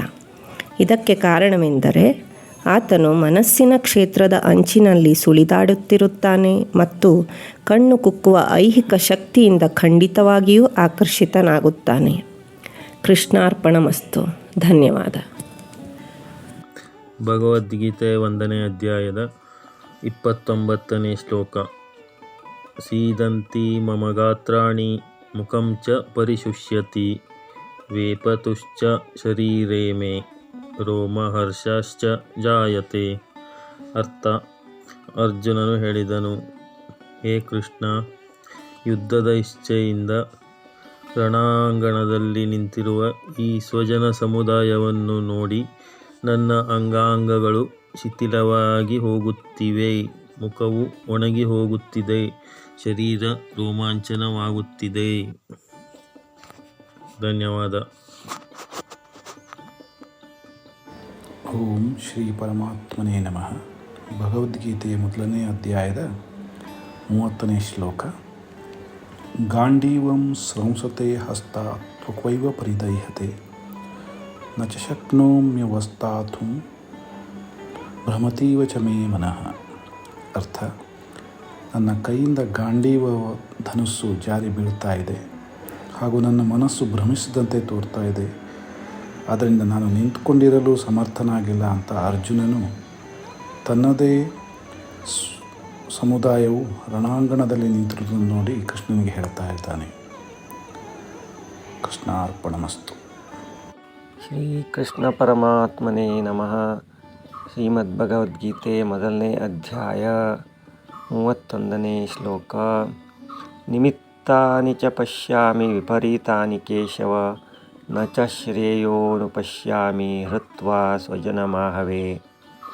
ಅರ್ಥ: ಅಮಂಗಳ ಸೂಚಕ ಶಕುನಗಳನ್ನು ನೋಡುತ್ತಿದ್ದೇನೆ ಕೃಷ್ಣ. ಯುದ್ಧದಲ್ಲಿ ಸ್ವಜನರನ್ನು ಕೊಂದರೆ ಯಾವ ಶ್ರೇಯಸ್ಸನ್ನು ನಾನು ನೋಡಲಾರೆನು. ಶ್ರೀ ಗುರುಭ್ಯೋ ನಮಃ. ಓಂ ನಮೋ ಭಗವತೆ ವಾಸುದೇವಾಯ. ಭಗವದ್ಗೀತೆಯ ಮೊದಲ ಅಧ್ಯಾಯದ 32ನೇ ಶ್ಲೋಕ. ನ ಕಾಂಕ್ಷೆ ವಿಜಯಂ ಕೃಷ್ಣ ನ ಚ ರಾಜ್ಯಂ ಸುಖಾನಿ ಚ ಕಿಂ ನೋ ರಾಜ್ಯೇನ ಗೋವಿಂದ ಕಿಂ ಭೋಗೈರ್ಜೀವಿತೇನ ವಾ. ಅರ್ಥ: ಎಲೈ ಕೃಷ್ಣ, ನಾನು ಯುದ್ಧದಲ್ಲಿ ಜಯವನ್ನು ಕೋರುವುದಿಲ್ಲ, ರಾಜ್ಯವನ್ನು ಸುಖಗಳನ್ನು ಅಪೇಕ್ಷಿಸುವುದಿಲ್ಲ. ಎಲೆಯ ಗೋವಿಂದ, ನನಗೆ ರಾಜ್ಯದಿಂದೇನು, ಭೋಗಗಳಿಂದಾಗಲಿ ಅಥವಾ ಜೀವನ ಧಾರಣೆಯಿಂದಾಗಲಿ ಏನು ಪ್ರಯೋಜನ? ಭಾವಾರ್ಥ: ಧರ್ಮಕ್ಷೇತ್ರವಾದ ಕುರುಕ್ಷೇತ್ರದಲ್ಲಿ ಯುದ್ಧಾಕಾಂಕ್ಷಿಗಳಾಗಿ ಬಂದು ಸೇರಿರುವ ಎಲ್ಲ ಬಂಧು ಬಾಂಧವರನ್ನು ನೋಡಿದ ಅರ್ಜುನನು ಮೋಹ ಸಮ್ಮೂಢನಾಗಿ ಶೋಕಭರಿತನಾಗಿ ಶ್ರೀಕೃಷ್ಣನಲ್ಲಿ ಪ್ರಶ್ನಿಸುತ್ತಿದ್ದಾನೆ, ಮೊರೆ ಇಡುತ್ತಿದ್ದಾನೆ. ಇಲ್ಲಿ ಕೃಷ್ಣ ಎಂದರೆ ತನ್ನತ್ತ ಸೆಳೆಯುವವನು, ಆಕರ್ಷಿಸುವನು ಎಂದರ್ಥ. ಗೋವಿಂದ ಎಂದರೂ ಕೂಡ ಪರಬ್ರಹ್ಮ ತತ್ವ ಎಂಬ ಅರ್ಥವನ್ನು ಕೊಡುತ್ತದೆ. ಹಿಂದೆ ಮಾಡಿದ, ಈಗ ಮಾಡುತ್ತಿರುವ, ಮುಂದೆ ಮಾಡಲಿರುವ ಎಲ್ಲ ತಪ್ಪು ಒಪ್ಪುಗಳನ್ನು ಪರಿಹರಿಸಿ ಭವಬಂಧನ ಬಿಡಿಸುವವನು ಎಂದರ್ಥ. ಜಾತಸ್ಯ ಮರಣಂ ಧ್ರುವಂ ಎಂಬಂತೆ ಹುಟ್ಟುವಾಗಲೇ ಸಾವು ನಿಶ್ಚಿತ. ಮಧ್ಯಂತರದ ಜೀವನ ನೋವು ನಲಿವುಗಳ ಸಂಘರ್ಷ, ಧರ್ಮ ಅಧರ್ಮಗಳ ಯುದ್ಧ. ಪ್ರತಿನಿತ್ಯ ನಾವು ಕೂಡ ಕೇಳಿಕೊಳ್ಳುವ ಪ್ರಶ್ನೆ, ಯಾಕಾಗಿ ಈ ರೀತಿಯ ಬದುಕು ಎಂದು. ನಮ್ಮೊಳಗಿನ ಈ ಪ್ರಶ್ನೆಗೆ ಮುಂದಿನ ಅಧ್ಯಾಯಗಳಲ್ಲಿ ಪರಿಹಾರ ನೀಡುವುದಕ್ಕಾಗಿ ಶ್ರೀಕೃಷ್ಣ ಪರಮಾತ್ಮನು ಅರ್ಜುನನಿಂದ ಈ ಪ್ರಶ್ನೆಯನ್ನು ಇಲ್ಲಿ ನುಡಿಸಿದ್ದಾನೆ. ಶ್ರೀಕೃಷ್ಣಾರ್ಪಣಮಸ್ತು. ಯೇಷಾಮರ್ಥೇ ಕಾಂಕ್ಷಿತಂ ನೋ ರಾಜ್ಯಂ ಭೋಗಾಃ ಸುಖಾನಿ ಚ ತ ಇಮೇವ ಸ್ಥಿತಾ ಯುದ್ಧೇ ಪ್ರಾಣಾಂ ತ್ಯಕ್ತ್ವಾ ಧನಾನಿ ಚ. ಯಾರಿಗಾಗಿ ನಮಗೆ ರಾಜ್ಯ ಭೋಗ ಸುಖಗಳು ಬೇಕೆನಿಸಬಹುದೋ ಅಂತಹ ಇವರೇ ಪ್ರಾಣ ಮತ್ತು ಧನವನ್ನು ಬಿಟ್ಟು ಯುದ್ಧಕ್ಕೆ ನಿಂತಿರುವರು. ರಾಜ, ಭೋಗ, ಸುಖ ಇವೆಲ್ಲ ಅನುಭವಿಸಬೇಕಾದರೆ ಸುತ್ತಮುತ್ತಲೂ ನೆಂಟರಿಷ್ಟರು, ಪ್ರಜೆಗಳು ಎಲ್ಲರೂ ಇರಬೇಕು. ಅವರಿಗೂ ತೋರಿಸಿಕೊಂಡು ಅವರ ಜೊತೆಗೂಡಿ ಆನಂದಿಸಬೇಕು. ಹಾಳೂರಿಗೆ ರಾಜನಾದರೆ ಬಂದು ಪ್ರಯೋಜನವೇನು? ನೋಡುವುದಕ್ಕೆ ಒಂದು ನರಪಿಳ್ಳ ಇಲ್ಲದಿದ್ದರೂ ದೊಡ್ಡದೊಂದು ದರ್ಬಾರನ್ನು ಮಾಡಿದರೆ ಯಾವ ಸಂತೋಷ! ಈ ತೊಳಲಾಟದಲ್ಲಿ ಅರ್ಜುನನು ಕೃಷ್ಣನಲ್ಲಿ ಕೇಳ್ತಾ ಇದ್ದಾನೆ. ಓಂ ಶ್ರೀ ಪರಮಾತ್ಮನೇ ನಮಃ. ನಮೋಸ್ತುತೆ ವ್ಯಾಸವಿಶಾಲಬುದ್ಧೇ ಪುಲ್ಲಾರವಿಂದಾಯತಪತ್ರನೇತ್ರ ಯೇನ ತ್ವಯಾ ಭಾರತತೈಲಪೂರ್ಣಃ ಪ್ರಜ್ವಾಲಿತೋ ಜ್ಞಾನಮಯಪ್ರದೀಪಃ ಪ್ರಪನ್ನಪಾರಿಜಾತಾಯ ಸ್ತೋತ್ರವೇತ್ರೈಕಪಾಣಯೇ ಜ್ಞಾನಮುದ್ರಾಯ ಕೃಷ್ಣಾಯ ಗೀತಾಮೃತದುಹೇ ನಮಃ. ಅಥ ಶ್ರೀಮದ್ಭಗವದ್ಗೀತೆ ಅಥ ಪ್ರಥಮೋऽಧ್ಯಾಯಃ ಅರ್ಜುನ ವಿಷಾದಯೋಗಃ. 34ನೇ ಶ್ಲೋಕ. ಆಚಾರ್ಯ ಪಿತರ ಪುತ್ರಾಃ ತಥೈವ ಚ ಪಿತಾಮಹಾಃ ಮಾತುಲಾಶ್ವಶೂರಾ ಪೌತ್ರಾಃ ಸ್ಯಾಲಾಃ ಸಂಬಂಧಿನಸ್ತಥಾ. ಆಚಾರ್ಯರು, ಪಿತರು, ಪುತ್ರರು, ಪಿತಾಮಹರು, ಸೋದರ ಮಾವಂದಿರು, ಮಾವಂದಿರು, ಮೊಮ್ಮಕ್ಕಳು, ಮೈದಂದಿರು ಹೀಗೆ ಎಲ್ಲ ಸಂಬಂಧಿಗಳು ಕೂಡ ಈ ಯುದ್ಧ ಭೂಮಿಯಲ್ಲಿ ಸೇರಿದ್ದಾರೆ ಎನ್ನುವ ವಿಷಯವನ್ನು ಅರ್ಜುನನು ಕೃಷ್ಣನಿಗೆ ಹೇಳುತ್ತಿದ್ದಾನೆ. ಈ ವಿಷಯವನ್ನು ಸಂಜಯನು ಧೃತರಾಷ್ಟ್ರನಿಗೆ ವಿವರಿಸುತ್ತಾ ಇದ್ದಾನೆ. ಶ್ರೀಕೃಷ್ಣಾರ್ಪಣಮಸ್ತು. ಓಂ ಗಂ ಗಣಪತೇ ನಮಃ. ಓಂ ಶ್ರೀ ಗುರುಭ್ಯೋ ನಮಃ. ಓಂ ಶ್ರೀ ಕುಲದೇವತಾಭ್ಯೋ ನಮಃ. ಭಗವದ್ಗೀತೆ ಅಧ್ಯಾಯ 1 ಶ್ಲೋಕ 35. ಏತಾನ್ನ ಹಂತುಮಿಚ್ಛಾಮಿ ಜ್ಞತೋಪಿ ಮಧುಸೂದನ ಅಪಿ ತ್ರೈಲೋಕ್ಯರಾಜ್ಯಸ್ಯ ಹೇತೋಃ ಕಿಮ್ನು ಮಹಿ ಕೃತೆ. ಓ ಮಧುಸೂದನ, ಈ ಭೂಮಿಯ ಒಡೆತನವಿರಲಿ, 3 ಲೋಕಗಳ ಅಧಿಪತ್ಯ ಸಿಕ್ಕರೂ ಇವರೆಲ್ಲರೂ ನನ್ನನ್ನು ಕೊಲ್ಲಲು ಬಂದರೂ ನಾನಿವರನ್ನು ಕೊಲ್ಲಲಾರೆ. ಧನ್ಯವಾದಗಳು. ಶ್ರೀ ಗುರುಭ್ಯೋ ನಮಃ. ನಿಹತ್ಯ ಧಾತರಾಷ್ಟ್ರಾನ್ನಃ ಕಾ ಪ್ರೀತಿ ಸ್ಯಾತ್ ಜನಾರ್ದನ. ಪಾಪಮೇವಾಶ್ರಯೇದಸ್ಮಾನ್ ಹತ್ವೈತಾನ್ ಆತತಾಯಿನಃ. ತಸ್ಮಾನ್ನರ್ಹ ವಯಂ ಹಂತುಂ ಧಾರ್ತರಾಷ್ಟ್ರಾನ್ ಸ ಬಾಂಧವಾನ್. ಸ್ವಜನಂ ಹಿ ಕಥಂ ಹತ್ವಾ ಸುಖಿನಃ ಸ್ಯಾಮ ಮಾಧವ. ಹೇ ಜನಾರ್ದನ, ಈ ಭೂಮಿಯ ಮಾತಿರಲಿ, 3 ಲೋಕಗಳನ್ನು ನನಗೆ ಕೊಡುವುದಾದರೂ ನಾನು ಇವರನ್ನು ಯುದ್ಧ ಮಾಡಲು ಸಿದ್ಧನಾಗಲಿಲ್ಲ. ಧೃತರಾಷ್ಟ್ರನ ಮಕ್ಕಳನ್ನು ಕೊಂದು ನಮಗೆ ಯಾವ ಸಂತೋಷ ಬಂದೀತು? ಇಂತಹ ಆಕ್ರಮಣಕಾರರನ್ನು ಕೊಂದರೆ ನಮಗೆ ಪಾಪವೇ ಘಟಿಸುತ್ತದೆ. ಆದ್ದರಿಂದ ಧೃತರಾಷ್ಟ್ರನ ಮಕ್ಕಳನ್ನು, ನಮ್ಮ ಸ್ನೇಹಿತರನ್ನು ನಾವು ಕೊಲ್ಲುವುದು ಸರಿಯಲ್ಲ. ಭಾಗ್ಯದೇವತೆಯ ಪತಿಯಾದ ಕೃಷ್ಣನೇ, ನಮ್ಮ ಬಂಧುಗಳನ್ನೇ ಕೊಂದು ನಾವು ಏನನ್ನು ಪಡೆಯುತ್ತೇವೆ? ನಾವು ಸುಖವಾಗಿರಲು ಹೇಗೆ ಸಾಧ್ಯ? ವೇದಗಳ ಪ್ರಕಾರ ದುರಾಕ್ರಮಣ ಮಾಡುವರು 6 ಬಗೆಯ ಜನ. ವಿಷ ಹಾಕುವವನು, ಮನೆಗೆ ಬೆಂಕಿ ಹಚ್ಚುವವನು, ಮಾರಕ ಆಯುಧಗಳಿಂದ ದಾಳಿ ಮಾಡುವವನು, ಸಂಪತ್ತನ್ನು ಲೂಟಿ ಮಾಡುವವನು, ಮತ್ತೊಬ್ಬನ ಭೂಮಿಯನ್ನು ವಶ ಮಾಡಿಕೊಳ್ಳುವವನು ಮತ್ತು ಮತ್ತೊಬ್ಬನ ಹೆಂಡತಿಯನ್ನು ಅಪಹರಿಸುವವನು. ಇಂತಹ ಆಕ್ರಮಣಕಾರಗಳನ್ನು ಕೂಡಲೇ ಕೊಲ್ಲಬೇಕು. ಹಾಗೆ ಕೊಲ್ಲುವುದರಿಂದ ಪಾಪವೇನೂ ಬರುವುದಿಲ್ಲ. ಇಂತಹ ಆಕ್ರಮಣಕಾರರನ್ನು ಕೊಲ್ಲುವುದು ಸಾಮಾನ್ಯ ಮನುಷ್ಯನಿಗೂ ಯೋಗ್ಯ ಕಾರ್ಯ. ಆದರೆ ಅರ್ಜುನನು ಸಾಮಾನ್ಯ ಮನುಷ್ಯನಾಗಿರಲಿಲ್ಲ. ಅವನದು ಸಂತ ಸದೃಶ ಸ್ವಭಾವ. ಆದ್ದರಿಂದ ಅವನು ಸಂತನಂತೆಯೇ ಅವರೊಡನೆ ನಡೆದುಕೊಳ್ಳಲು ಬಯಸಿದ. ಆದರೆ ಇಂತಹ ಸಂತನ ರೀತಿ ಕ್ಷತ್ರಿಯನಿಗಲ್ಲ. ಒಂದು ರಾಜ್ಯದ ಆಡಳಿತದಲ್ಲಿ ಹೊಣೆಗಾರಿಕೆಯುಳ್ಳ ಮನುಷ್ಯನು ಸಂತ ಸದೃಶನಾಗಿರಬೇಕಿದ್ದರೂ ಅವನು ಹೇಡಿಯಾಗಿರಬಾರದು. ಉದಾಹರಣೆಗೆ ಶ್ರೀರಾಮ. ಅವನದು ಎಂತಹ ಸ್ವಭಾವ ಎಂದರೆ, ಈಗಲೂ ಜನರು ರಾಮರಾಜ್ಯದಲ್ಲಿರಬೇಕೆಂದು ಬಯಸುತ್ತಾರೆ. ಆದರೆ ರಾಮನು ಎಂದೂ ಹೇಡಿಯಂತೆ ನಡೆದುಕೊಳ್ಳಲಿಲ್ಲ. ರಾಮನ ಪತ್ನಿ ಸೀತೆಯನ್ನು ಅಪಹರಿಸಿದ ರಾವಣನು ರಾಮನ ವಿರುದ್ಧ ಆಕ್ರಮಣ ಮಾಡಿದವನೇ. ಜಗತ್ತಿನ ಚರಿತ್ರೆಯಲ್ಲೇ ಸಾಮ್ಯವಿಲ್ಲದಂತಹ ಪಾಠವನ್ನು ಶ್ರೀರಾಮನು ಅವನಿಗೆ ಕಲಿಸಿದ. ಆದರೆ ಅರ್ಜುನನ ವಿರುದ್ಧ ಆಕ್ರಮಣ ಮಾಡಿದವರು ವಿಶೇಷ ವರ್ಗದವರು ಎಂದರೆ ಅವನ ತಾತ, ಅವನ ಗುರು, ಸ್ನೇಹಿತರು, ಮಕ್ಕಳು, ಮೊಮ್ಮಕ್ಕಳು ಮೊದಲಾದವರು ಎಂಬುದನ್ನು ಪರಿಗಣಿಸಬೇಕು. ಅದರಿಂದಾಗಿ ಅರ್ಜುನನು ಸಾಮಾನ್ಯ ಅತಿಕ್ರಮಣಕಾರರ ವಿರುದ್ಧ ಅಗತ್ಯವೆನಿಸುವ ತೀವ್ರ ಕ್ರಮಗಳನ್ನು ಕೈಗೊಳ್ಳಬಾರದು ಎಂದು ಭಾವಿಸಿದ. ಅಲ್ಲದೆ ಸಂತ ಸ್ವಭಾವದವರು ಕ್ಷಮೆಯನ್ನು ತೋರಬೇಕೆಂದು ಆದೇಶವಿದೆ. ಸಂತ ಸ್ವಭಾವದವರಿಗೆ ಯಾವುದೇ ರಾಜಕೀಯ ತುರ್ತು ಪರಿಸ್ಥಿತಿಗಿಂತ ಇಂತಹ ಆದೇಶಗಳು ಮುಖ್ಯ. ರಾಜಕೀಯ ಕಾರಣಗಳಿಗಾಗಿ ತನ್ನ ಬಂಧುಗಳನ್ನು ಕೊಲ್ಲುವುದಕ್ಕಿಂತ ಧರ್ಮ ಮತ್ತು ಸಂತ ಸಹಜ ನಡವಳಿಕೆ, ಈ ಕಾರಣಗಳಿಂದಾಗಿ ಅವರನ್ನು ಕ್ಷಮಿಸುವುದೇ ಉತ್ತಮ ಎಂದು ಅರ್ಜುನನು ಭಾವಿಸಿದ.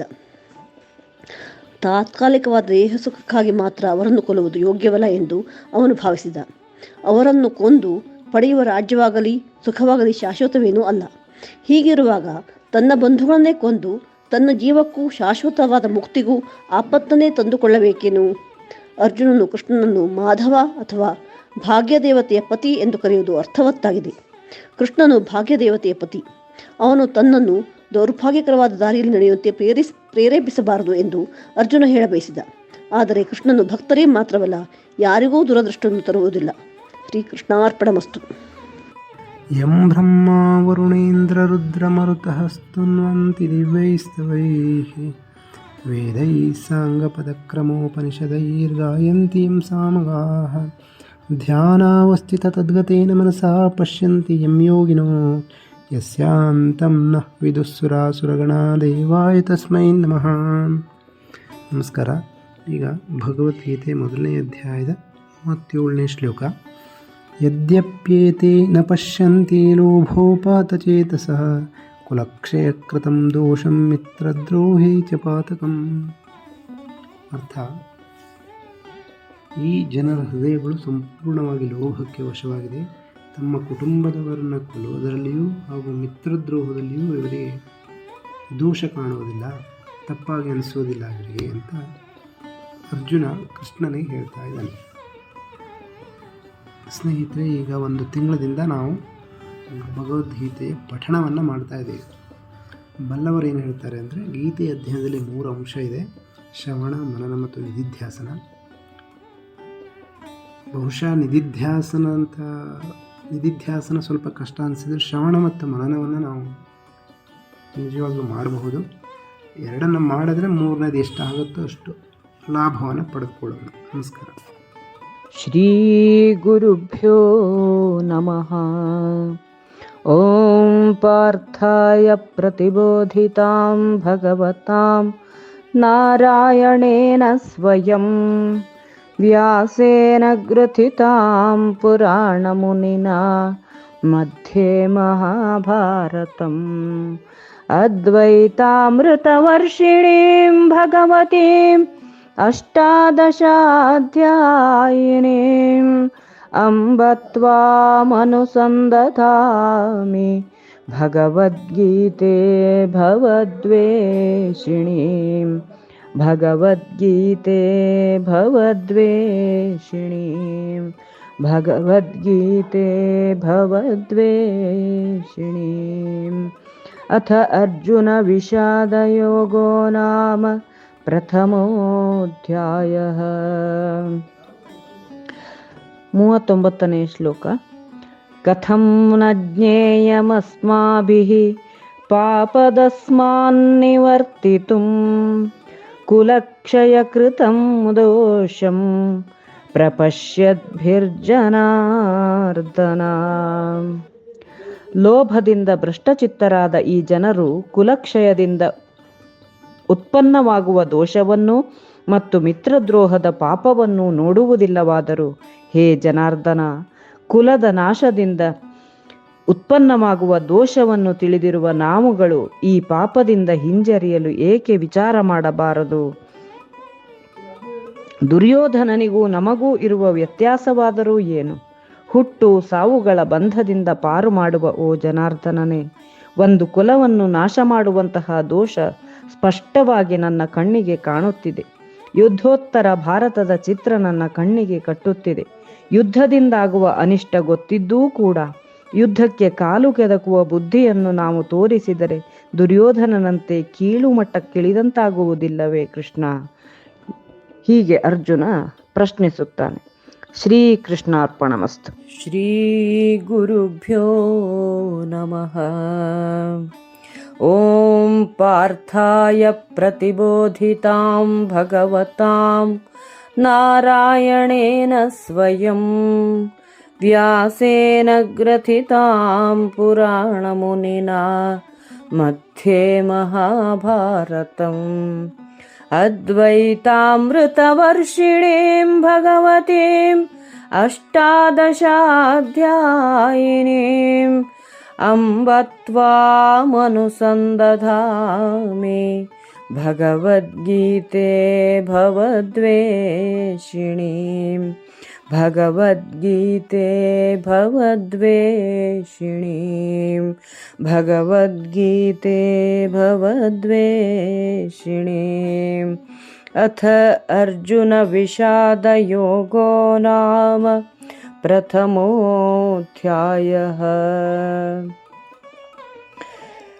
ಕುಲಕ್ಷಯೇ ಪ್ರಣಶ್ಯಂತಿ ಕುಲಧರ್ಮಾಃ ಸನಾತನಾಃ ಧರ್ಮೇ ನಷ್ಟೇ ಕುಲಂ ಕೃಷ್ಣಂ ಅಧರ್ಮೋಭಿಭವತ್ಯುತ.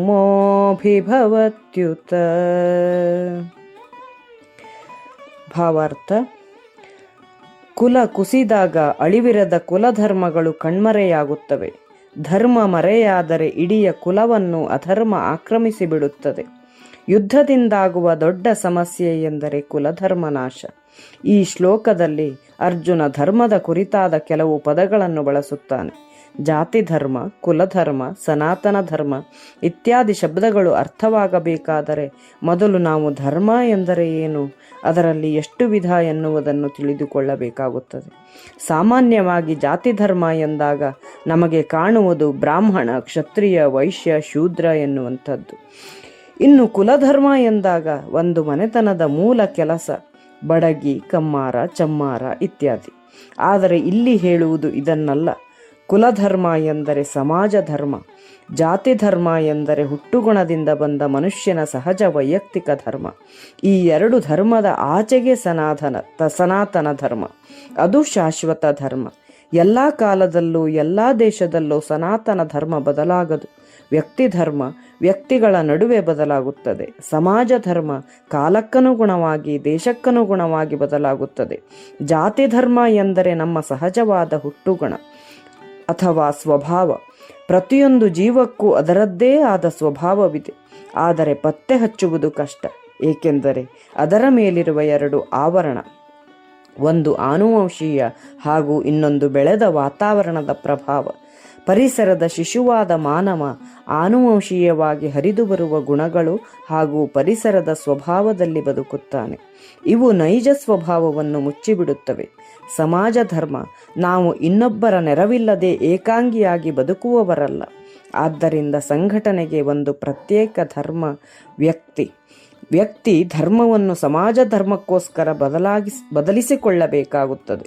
ಉದಾಹರಣೆಗೆ, ಜೋರಾಗಿ ಮಾತನಾಡುವುದು ನನ್ನ ವೈಯಕ್ತಿಕ ಧರ್ಮ, ಆದರೆ ಸಮಾಜದಲ್ಲಿ ನಿಶ್ಶಬ್ದ ಕಾಪಾಡುವುದು ಸಮಾಜ ಧರ್ಮ. ಸಮಾಜ ಬದಲಾದಂತೆ ಸಮಾಜಕ್ಕನುಗುಣವಾಗಿ ಬದಲಾಗುತ್ತದೆ. ಉದಾಹರಣೆಗೆ ವಿವಾಹ ಧರ್ಮ.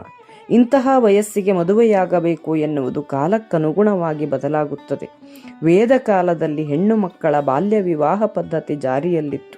ಕಾರಣವೇನೆಂದರೆ ಆಗ ಗುರುಕುಲ ಪದ್ಧತಿ ಇದ್ದು ಗಂಡು ಮಕ್ಕಳು ತಮ್ಮ 8ನೇ ವಯಸ್ಸಿನಿಂದ 20ನೇ ವಯಸ್ಸಿನ ತನಕ ಗುರುಕುಲದಲ್ಲಿ ವಿದ್ಯಾಭ್ಯಾಸ ಮಾಡಿ ನಂತರ ಮನೆಗೆ ಹಿಂದಿರುಗುತ್ತಿದ್ದರು.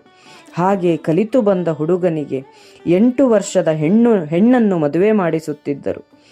ಆಕೆ ಆತನ ಶಿಷ್ಯೆಯಾಗಿ ವಿದ್ಯಾಭ್ಯಾಸ ಕಲಿತು ವಯಸ್ಸಿಗೆ ಬಂದ ನಂತರ ಸಂಸಾರ ಮಾಡುತ್ತಿದ್ದಳು. ಇದರಿಂದ ಆಕೆಗೆ ಗಂಡನನ್ನು ಅರಿಯುವ, ಗಂಡನ ಮನೆಯ ವಾತಾವರಣಕ್ಕೆ ಹೊಂದಿಕೊಳ್ಳುವಂತಹ ಗುಣ ಬರುತ್ತಿತ್ತು. ಕ್ರಮೇಣ ಗುರುಕುಲ ಪದ್ಧತಿ ಕೊನೆಗೊಂಡಾಗ ಈ ಬಾಲ್ಯ ವಿವಾಹ ಕೂಡ ಕೊನೆಗೊಂಡಿತ್ತು. ರಾಮಾಯಣ ಮಹಾಭಾರತ ಕಾಲದಲ್ಲಿ ಬಾಲ್ಯ ವಿವಾಹ ಇರಲಿಲ್ಲ. ನಂತರ ಇತ್ತೀಚೆಗೆ ಸುಮಾರು 1,000 ವರ್ಷದ ಹಿಂದೆ ವಿದೇಶಿ ಆಕ್ರಮಣವಾದಾಗ ಹೆಣ್ಣು ಮಕ್ಕಳನ್ನು ಶಾಲೆಗೆ ಕಳುಹಿಸದೆ ಬೇಗ ಮದುವೆ ಮಾಡಲಾರಂಭಿಸಿದರು.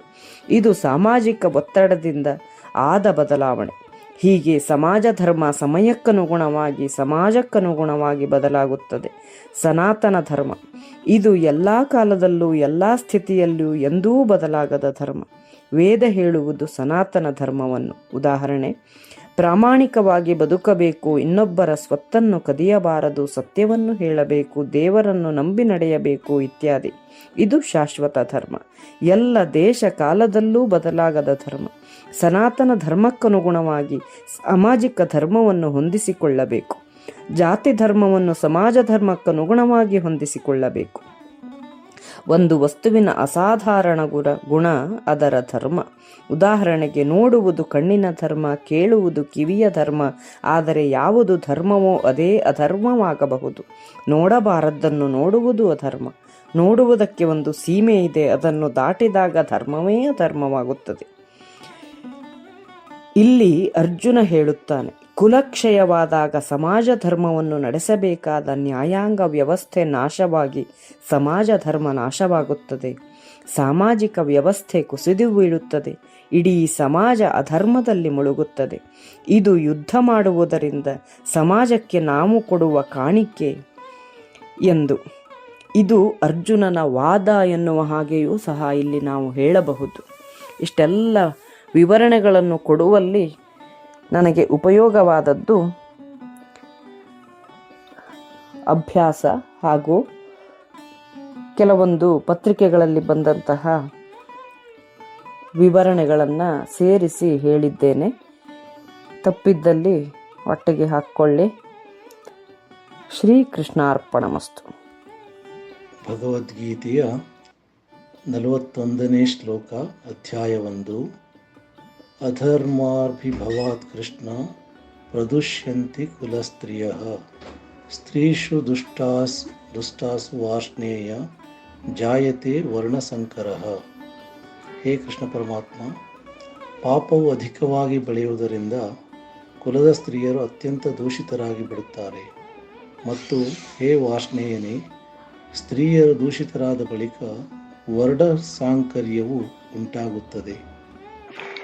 ಸರ್ವೋಪನಿಷದೋ ಗಾವೋ ದುಗ್ಧ ಗೋಪಾಲನಂದನ ಪಾರ್ಥೋ ವತ್ಸಸುಧೀರ್ಮೋಕ್ತ ದುಗ್ಧಂ ಗೀತಾಮೃತಂ ಮಹತ್. ಶ್ರೀಮದ್ಭಗವದ್ಗೀತಾ ಅಥ ಪ್ರಥಮೋऽಧ್ಯಾಯಃ. ಅರ್ಜುನ ವಿಷಾದಯೋಗಃ. ಶ್ಲೋಕ 42. ಸಂಕರೋ ನರಕಾಯ ಇವ ಕುಲಜ್ಞಾನಾಂ ಕುಲಸ್ಯ ಚ ಪತಂತಿ ಪಿತರೋ ಯೇಷಾಂ ಲುಪ್ತಪಿಂಡೋದಕಕ್ರಿಯಾಃ. ಯಥಾರ್ಥ: ವರ್ಣಸಾಂಕರ್ಯವು ಕುಲಘಾತುಕರನ್ನು ಮತ್ತು ಕುಲವನ್ನು ನರಕಕ್ಕೆ ಕೊಂಡೊಯ್ಯುತ್ತದೆ.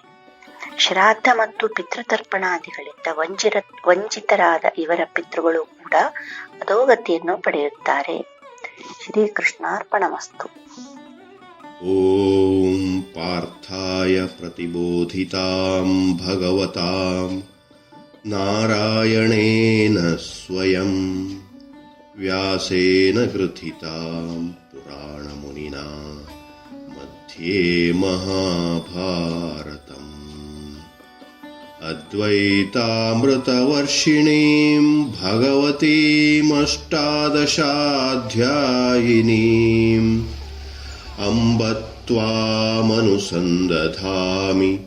ಭಗವದ್ಗೀತೆ ಭವದ್ವೇಷಿಣೀಂ. ಭಗವದ್ಗೀತೆ ಭವದ್ವೇಷಿಣೀಂ. ಭಗವದ್ಗೀತೆ ಭವದ್ವೇಷಿಣೀಂ. ಮೊದಲನೆಯ ಅಧ್ಯಾಯ, ಶ್ಲೋಕ 43. ದೋಷೈರೇತೈಃ ಕುಲಘ್ನಾನಾಂ ವರ್ಣಸಂಕರಕಾರಕೈಃ ಉತ್ಸಾದ್ಯಂತೆ ಜಾತಿಧರ್ಮಾಃ ಕುಲಧರ್ಮಾಶ್ಚ ಶಾಶ್ವತಾಃ.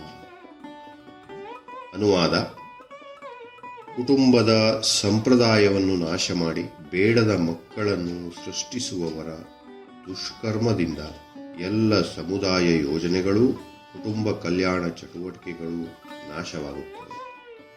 ಅಂದರೆ ಸನಾತನ ಧರ್ಮ ಅಥವಾ ವರ್ಣಾಶ್ರಮ ಧರ್ಮವು ಮಾನವ ಕುಲದ 4 ವರ್ಗಗಳಿಗೂ ಸಮುದಾಯ ಯೋಜನೆಗಳನ್ನು ವಿಧಿಸಿದೆ.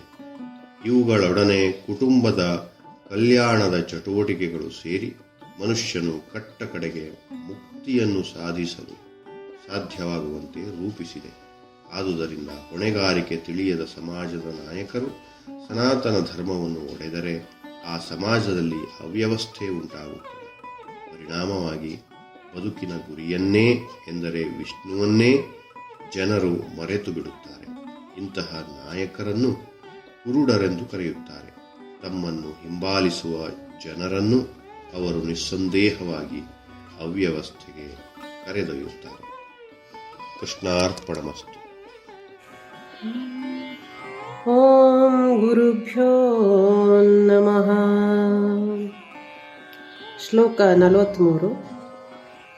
ಉತ್ಸನ್ನ ಕುಲಧರ್ಮಾಣಾಂ ಮನುಷ್ಯಾಣಾಂ ಜನಾರ್ದನ ನರಕೆ ನಿಯತಂ ವಾಸೋ ಭವತೀತ್ಯನುಶುಶ್ರಮ.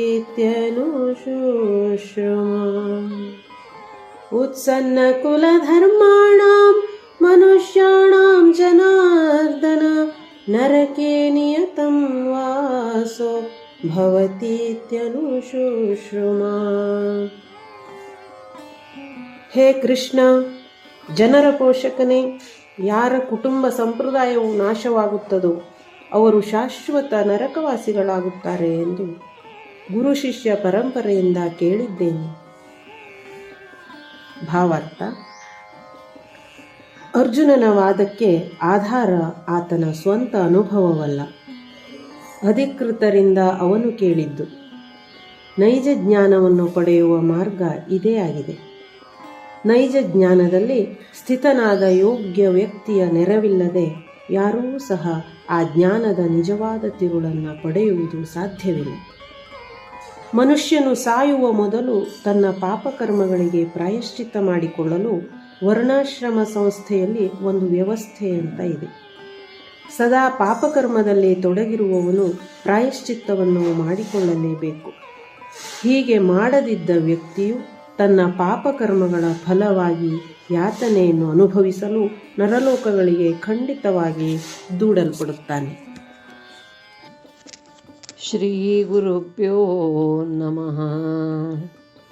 ಓಂ ಪಾರ್ಥಾಯ ಪ್ರತಿಬೋಧಿತಾಂ ಭಗವತಾ ನಾರಾಯಣೇನ ಸ್ವಯಂ ವ್ಯಾಸೇನ ಗ್ರಥಿತಾಂ ಪುರಾಣಮುನಿನಾ ಮಧ್ಯೆ ಮಹಾಭಾರತಂ ಅದ್ವೈತಾಮೃತವರ್ಷಿಣೀಂ ಭಗವತೀಂ ಅಷ್ಟಾದಶಾಧ್ಯಾಯಿನೀಂ ಅಂಬ ತ್ವಾಮನುಸಂದಧಾಮಿ ಭಗವದ್ಗೀತೆ ಭವದ್ವೇಷಿಣೀ.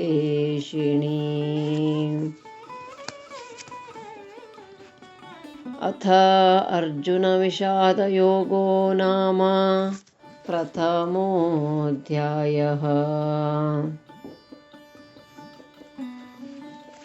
45ನೇ ಶ್ಲೋಕ.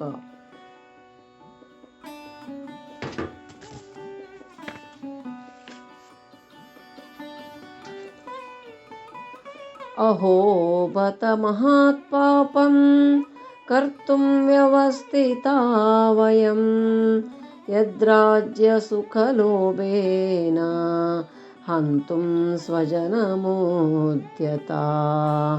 ಹಂತುಂ ಸ್ವಜನಮೋದ್ಯತಾ. ಅರ್ಜುನನಿಗೆ ಕಷ್ಟವಾಗ್ತಾ ಇದೆ. ಹೇ ಜನಾರ್ದನನೇ, ನಾವು ಬುದ್ಧಿವಂತರಾಗಿದ್ದರೂ ಸಹ ರಾಜ್ಯ ಮತ್ತು ಸುಖಗಳ ಲೋಭದಿಂದ ಸ್ವಜನರನ್ನು ಕೊಲ್ಲಲು ತೊಡಗಿದ್ದೇವಲ್ಲ. ಇಂತಹ ಒಂದು ದೊಡ್ಡದಾದ ಪಾಪವನ್ನು ಮಾಡುವುದಕ್ಕೆ ಸಿದ್ಧರಾಗಿದ್ದೇವಲ್ಲ.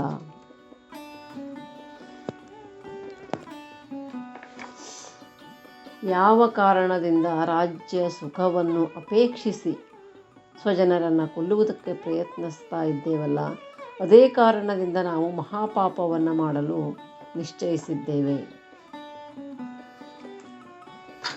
ನೋಡಿ, ಭಗವದ್ಗೀತಾ, ಭಗವಾನ್ ಮತ್ತು ಗೀತಾ ಎಂಬ 2 ಪದಗಳಿಂದ ಭಗವದ್ಗೀತಾ ಎಂಬಂತಹ ಹೆಸರು ಉಂಟಾಗಿದೆ. ಈ 2 ಶಬ್ದಗಳು ಸಹ ಮಹತ್ವಪೂರ್ಣವಾದಂತಹ ಶಬ್ದಗಳು, ಜೀವನದಲ್ಲಿ ಅರಿತಿರಬೇಕಾದಂತಹ ತತ್ವಗಳು. ಈ ಭಗವಾನ್ ಎಂಬ ಶಬ್ದವು ಅಖಿಲಾಂಡ ಕೋಟಿ ಬ್ರಹ್ಮಾಂಡ ರೂಪವಾದ ವಿಶ್ವ ಸೃಷ್ಟಿಗೂ ಅದರ ಅಳಿವಿಗೂ ಉಳಿವಿಗೂ ಕಾರಣವಾಗಿರುವ ವಿಶ್ವ ನಿಯಾಮಕನಾದ ಪರಮಾತ್ಮ ತತ್ವವನ್ನು ತಿಳಿಸುತ್ತದೆ. ಅತ್ಯದ್ಭುತವಾದಂತಹ ಜ್ಞಾನ, ಶಕ್ತಿ, ಬಲ, ಐಶ್ವರ್ಯ, ವೀರ್ಯ ಹಾಗೂ ತೇಜಸ್ಸುಗಳೆಂಬಂತಹ 6 ಗುಣಗಳ ಗುಂಪಿಗೆ ಷಾಡ್ಗುಣ್ಯ ಅಂತ ಹೆಸರು. ಈ ಷಾಡ್ಗುಣ್ಯಕ್ಕೆ ಮತ್ತೊಂದು ಹೆಸರು ಭಗವುಳ್ಳವನೇ ಭಗವಂತ. ಇನ್ನು ಭಗವಾನ್ ಎನ್ನುವುದು, ಗೀತೆ ಎಂಬುದು ಒಂದು ಹಾಡು, ಹೃದಯಂಗಮವಾದಂತಹ ಮತ್ತು ಭಾವಪೂರ್ಣವಾದ ಕವಿತೆಯೇ ಈ ಹಾಡೆನಿಸಿಕೊಳ್ಳುತ್ತಾ ಇದೆ. ವೇದವೆಂಬ ಶ್ರುತಿಯನ್ನನುಸರಿಸಿ ಅದರ ಸಂದೇಶವನ್ನು ಜಗತ್ತಿನಲ್ಲಿ ಸಾರುವ ಭಾರತೀಯರ ಶ್ರೇಷ್ಠ ಸ್ಮೃತಿ ಗ್ರಂಥ ಈ ಭಗವದ್ಗೀತೆ ಎಂಬುದು ಜ್ಞಾನಿಗಳ ಅಂಬೋಣ. ಶ್ರೀ ಕೃಷ್ಣಾರ್ಪಣಮಸ್ತು. ಶ್ರೀ ಗುರುಭ್ಯೋ ನಮಃ. ಹರಿ ಓಂ. ಶ್ರೀಮದ್ ಭಗವದ್ಗೀತಾ ಅರ್ಜುನ ವಿಷಾದ ಯೋಗದ 46ನೇ ಶ್ಲೋಕ. ಯದಿ ಮಾಮ ಪ್ರತೀಕಾರಮಶಸ್ತ್ರಂ ಶಸ್ತ್ರಪಾಣಯಃ ಧಾರ್ತರಾಷ್ಟ್ರಾರಣೇ ಹನ್ಯುಸ್ತನ್ಮೇ ಕ್ಷೇಮತರಂ ಭವೇತ್. ಅರ್ಥ: ಯಾವ ಪ್ರತಿಕ್ರಿಯೆಯನ್ನೂ ಮಾಡದಿರುವ ನಿಶಸ್ತ್ರನಾದ ನನ್ನನ್ನು ಶಸ್ತ್ರಪಾಣಿಗಳಾದ ಕೌರವರು ಕೊಂದರೆ ಅದು ನನಗೆ ಅಧಿಕ ಕ್ಷೇಮವಾಗುವುದು. ಒಬ್ಬ ವ್ಯಕ್ತಿಯ ಆತ್ಮಸ್ಥೈರ್ಯ ಕುಂದಿದಾಗ ತನ್ನನ್ನು ಬೇರೆಯವರು ಕೊಂದರೂ ಕೂಡ ಅದೇ ಶ್ರೇಯಸ್ಕರ ಎಂದು ತಿಳಿಯುತ್ತಾರೆ ಎನ್ನುವುದಕ್ಕೆ ಅರ್ಜುನನ ಈ ಒಂದು ಸ್ಥಿತಿ ನಿದರ್ಶನ.